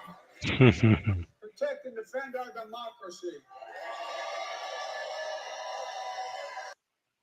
Yeah, something really creepy about that. It looks like he's wearing a mask. Oh boy. This guy. Come here. Fuck you mean camera down. You came in to hunt me. Fuck you mean camera down. What do you mean camera down? You came in for this. Who the fuck you hunt camera down? Who you hunt? We're going in for me. Get the fuck out of here. Now put the camera down and let's go around the corner now. Let's stop playing games. You want to freeze? So freeze. So tell them you're freezing. Hey, tell them you're freezing. He's got an English accent, this guy. Put the camera down. Put the camera. Not in here. Get the fuck out and finish the job. Don't finish the job, Clown. Look at you frozen. Put the camera down and let's run it now. Let's run it now. Tell the world watching. Tell the world you're not coming. He came from the UK to hunt me down and beat me up. So do it then, Clown. I one-shot you, Clown. I one-shot you. I one-shot you. Why camera? Why camera? Hey, chill, boys. Hey, chill. You can show me your boat. Hey, chill, boys. Oh, boys.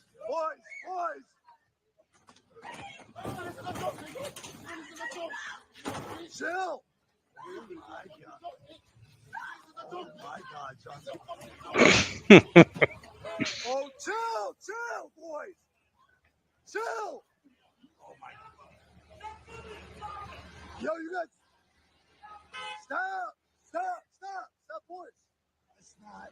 Stop. For the camera's for real. All right, get off. Get off. Bro. Chill.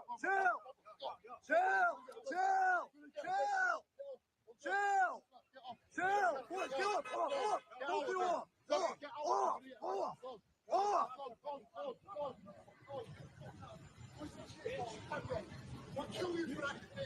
Nobody. Some excitement there, bro. The guy that was eating at the restaurant is a TikToker from the UK, yeah. The other guy is a Canadian Albanian influencer who chose Sneeko but got exposed to sleeping with, oh gosh. Is that guy called Zherka or Zerka? I don't know how you say it.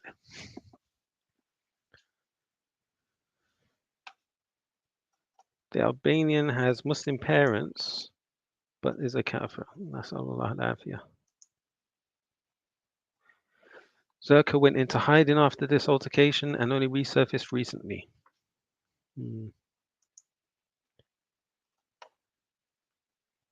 This is extremely sad.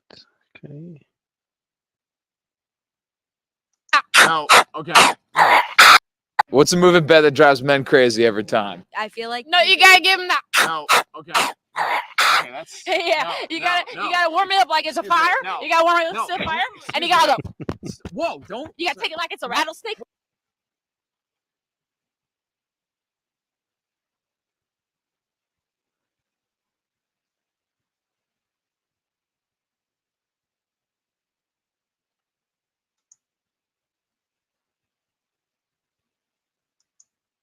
Yeah.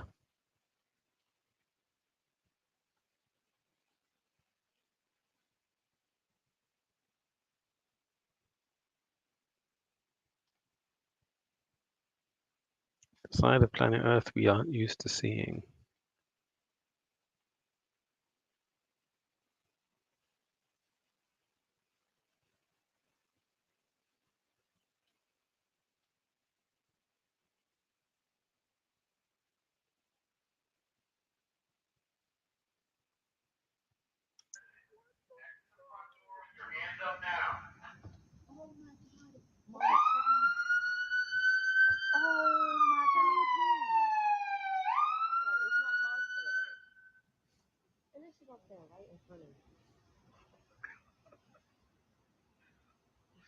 Ghetto. Them niggas got an AR.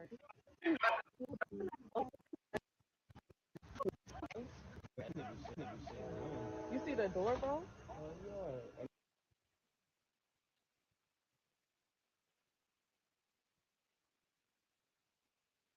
Ouch.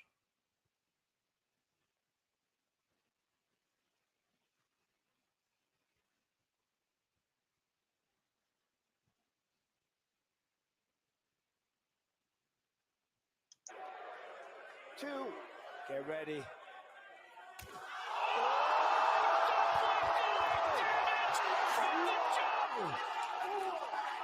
One. And done. He's out for the count. We're counting. He's fast asleep. Two. Sleep.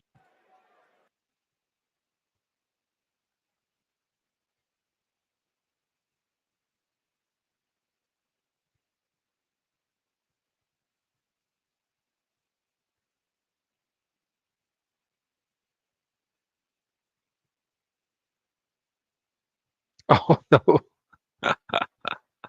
What? Has the young man got enough to do it? No! He slips, he slides, he does just enough.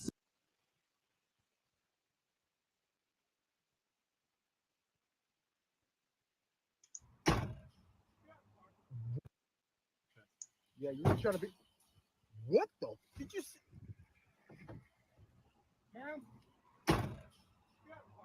What? Oh, she crazy. She trying to have her weekend be messed up.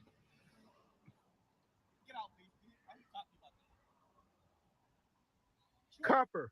Cuff her.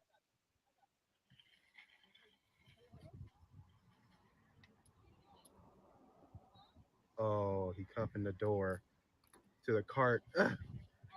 Good. Good. Good. That's what she deserved. That's exactly what she deserved. She lucky we didn't do more. I know. You should be arrested. Yeah, you trying to be. What the? Did you see? I think they're acting. It can't be real police.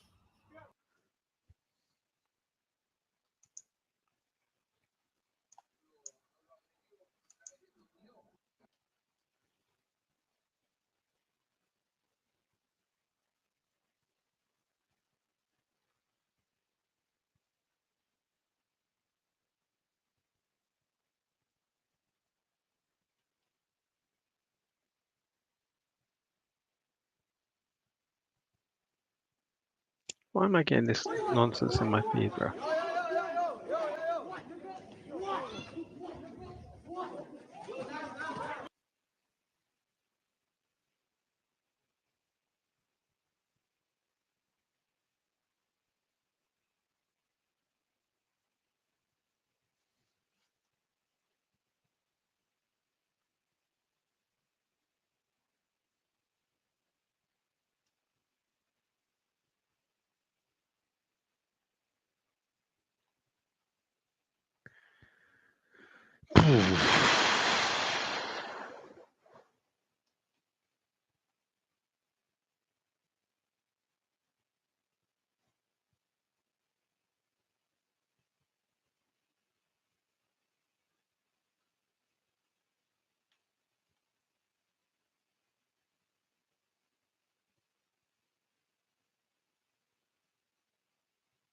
Suicide Squad. Fun fact, if I actually killed myself, you could get arrested for that. Y'all, I'm with the Suicide Squad. Oh my god, I didn't know fucking. You're ugly. Kill yourself, period. I'm with the Suicide Squad. Fun fact, if I actually killed myself, you could get arrested for that. Y'all, I'm with.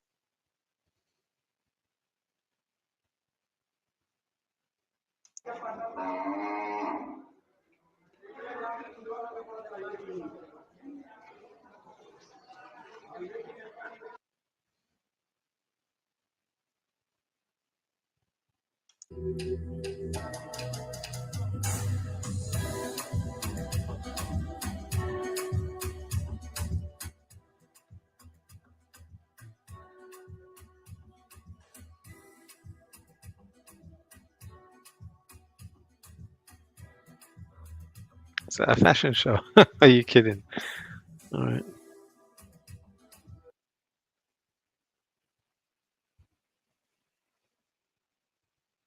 Thuluth better than you.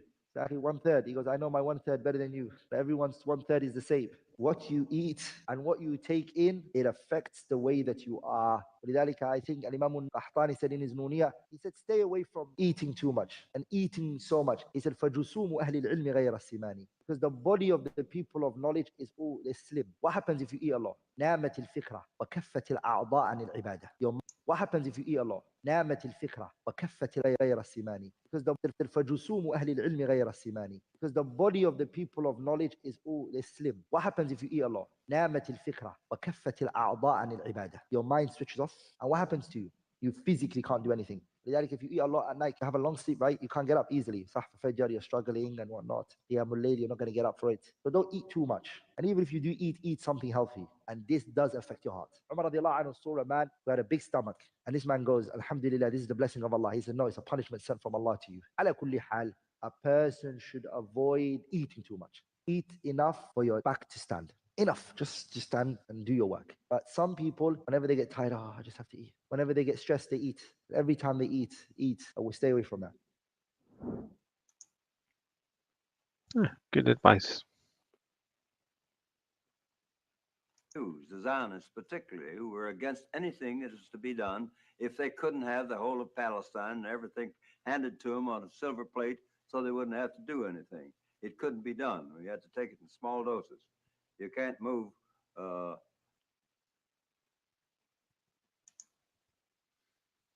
The only number I know is number 7. A quick question. What is 8 plus 6? The only number I know is number 7. A quick question. What is 8 plus 6? That had to have been scripted. I doubt he just randomly found Cantona walking a goat down the road.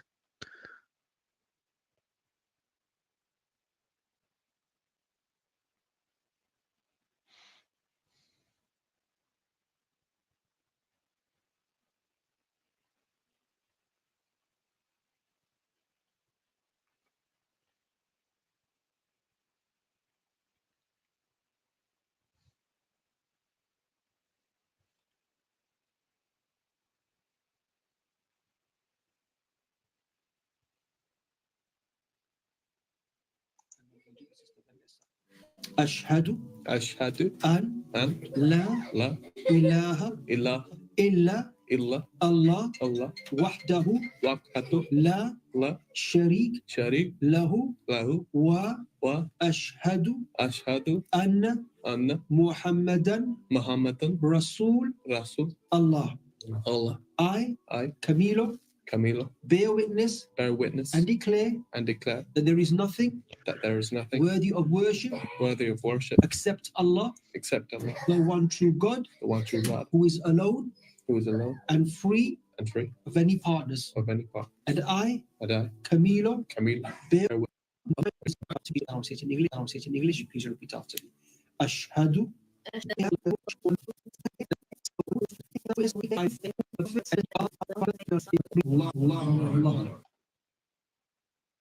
Alhamdulillah.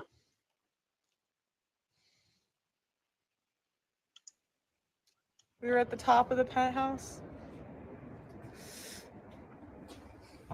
It's a sad day. It's a sad day. Very sad day.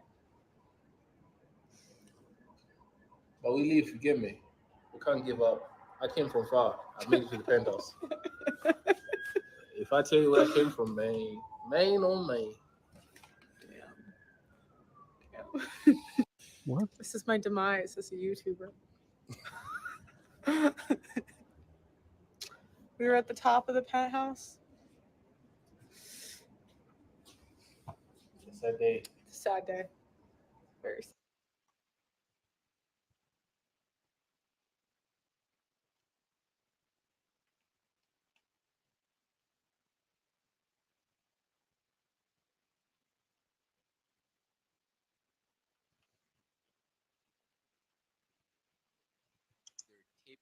Closed or lubricate them, and that's to prevent them from drying out. This is quite a lot of loop in this case, though. Exactly.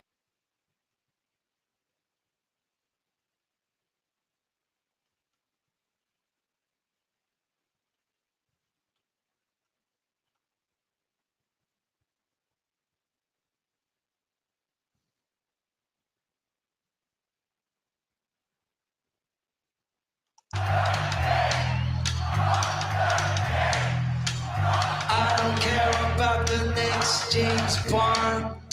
He kills for fun. Fuck the king! Fuck the king!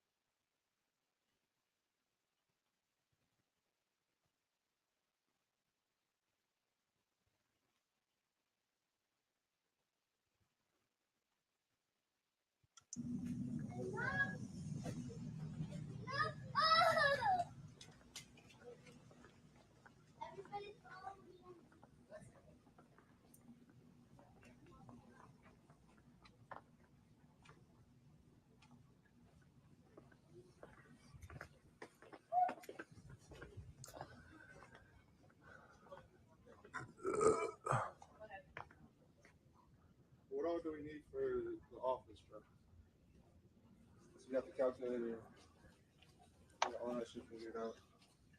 Yo, is that Dante? Hell yeah. Hell yeah, that's Dante. My man, you want to have a conversation about what you're doing here?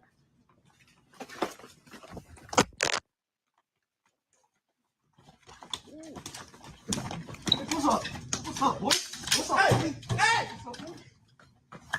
What's up, boy? Guys, staff is working. Oh, yeah. Oh, no. That's your ass now. Watch out. Get up off me. Stop. Bro. Let's go, Get off of me, Stop. bro. Stop. Bro, get off me, bro.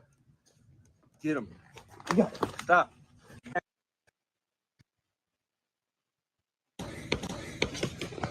All right. Fuck up, bitch. Stop. All right, yo. Hey, get him some pocket, bro. Let go. He's good. Let go. You got him? Let go. He got it. He's got it. Hey, call the police! Security! Where did he click it? I got it. Stop. Stop. Stop. Hey, we gotta go. I'm shot.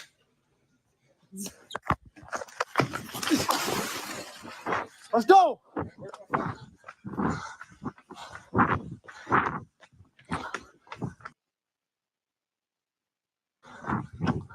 Come on. Chips, let's go.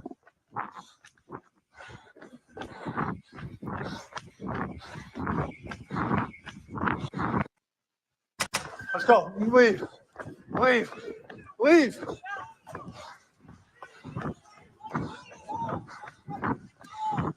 Leave.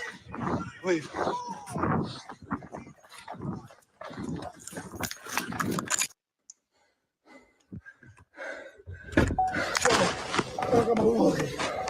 Yeah, shot or something. Yeah. Drive him to the hospital if you can. Bro, you're gonna go to the hospital. Dude. Josh. Put something wrap around it. But let's just go. Let's go.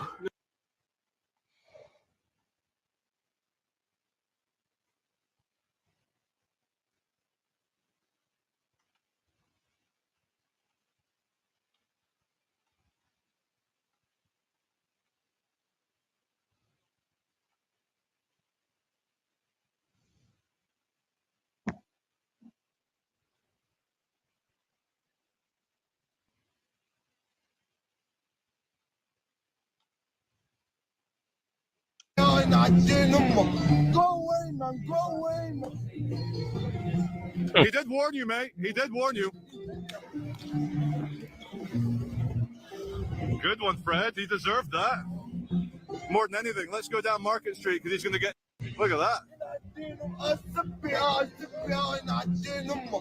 Go away, man. Go away, man. He did warn you, mate. He did warn you. Good one, Fred. He deserved that. More than anything, let's go down Market Street because he's going to.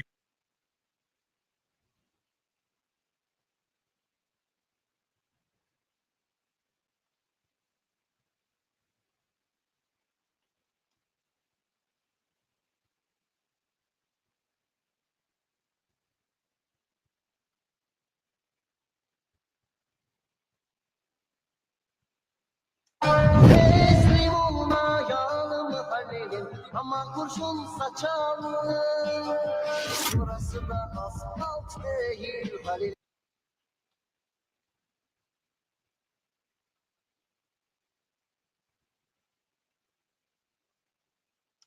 When it's been in 4 countries in 100 years.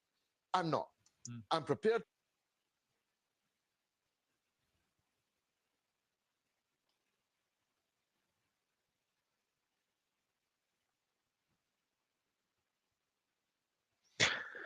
Yes, people, I'm going to jump off now. Thank you so much for your time and for your company. Inshallah, we'll speak soon. And with that, I'm going to jump off. وصلى الله وسلم على نبينا محمد وعلى آله وصحبه. السلام عليكم ورحمة الله.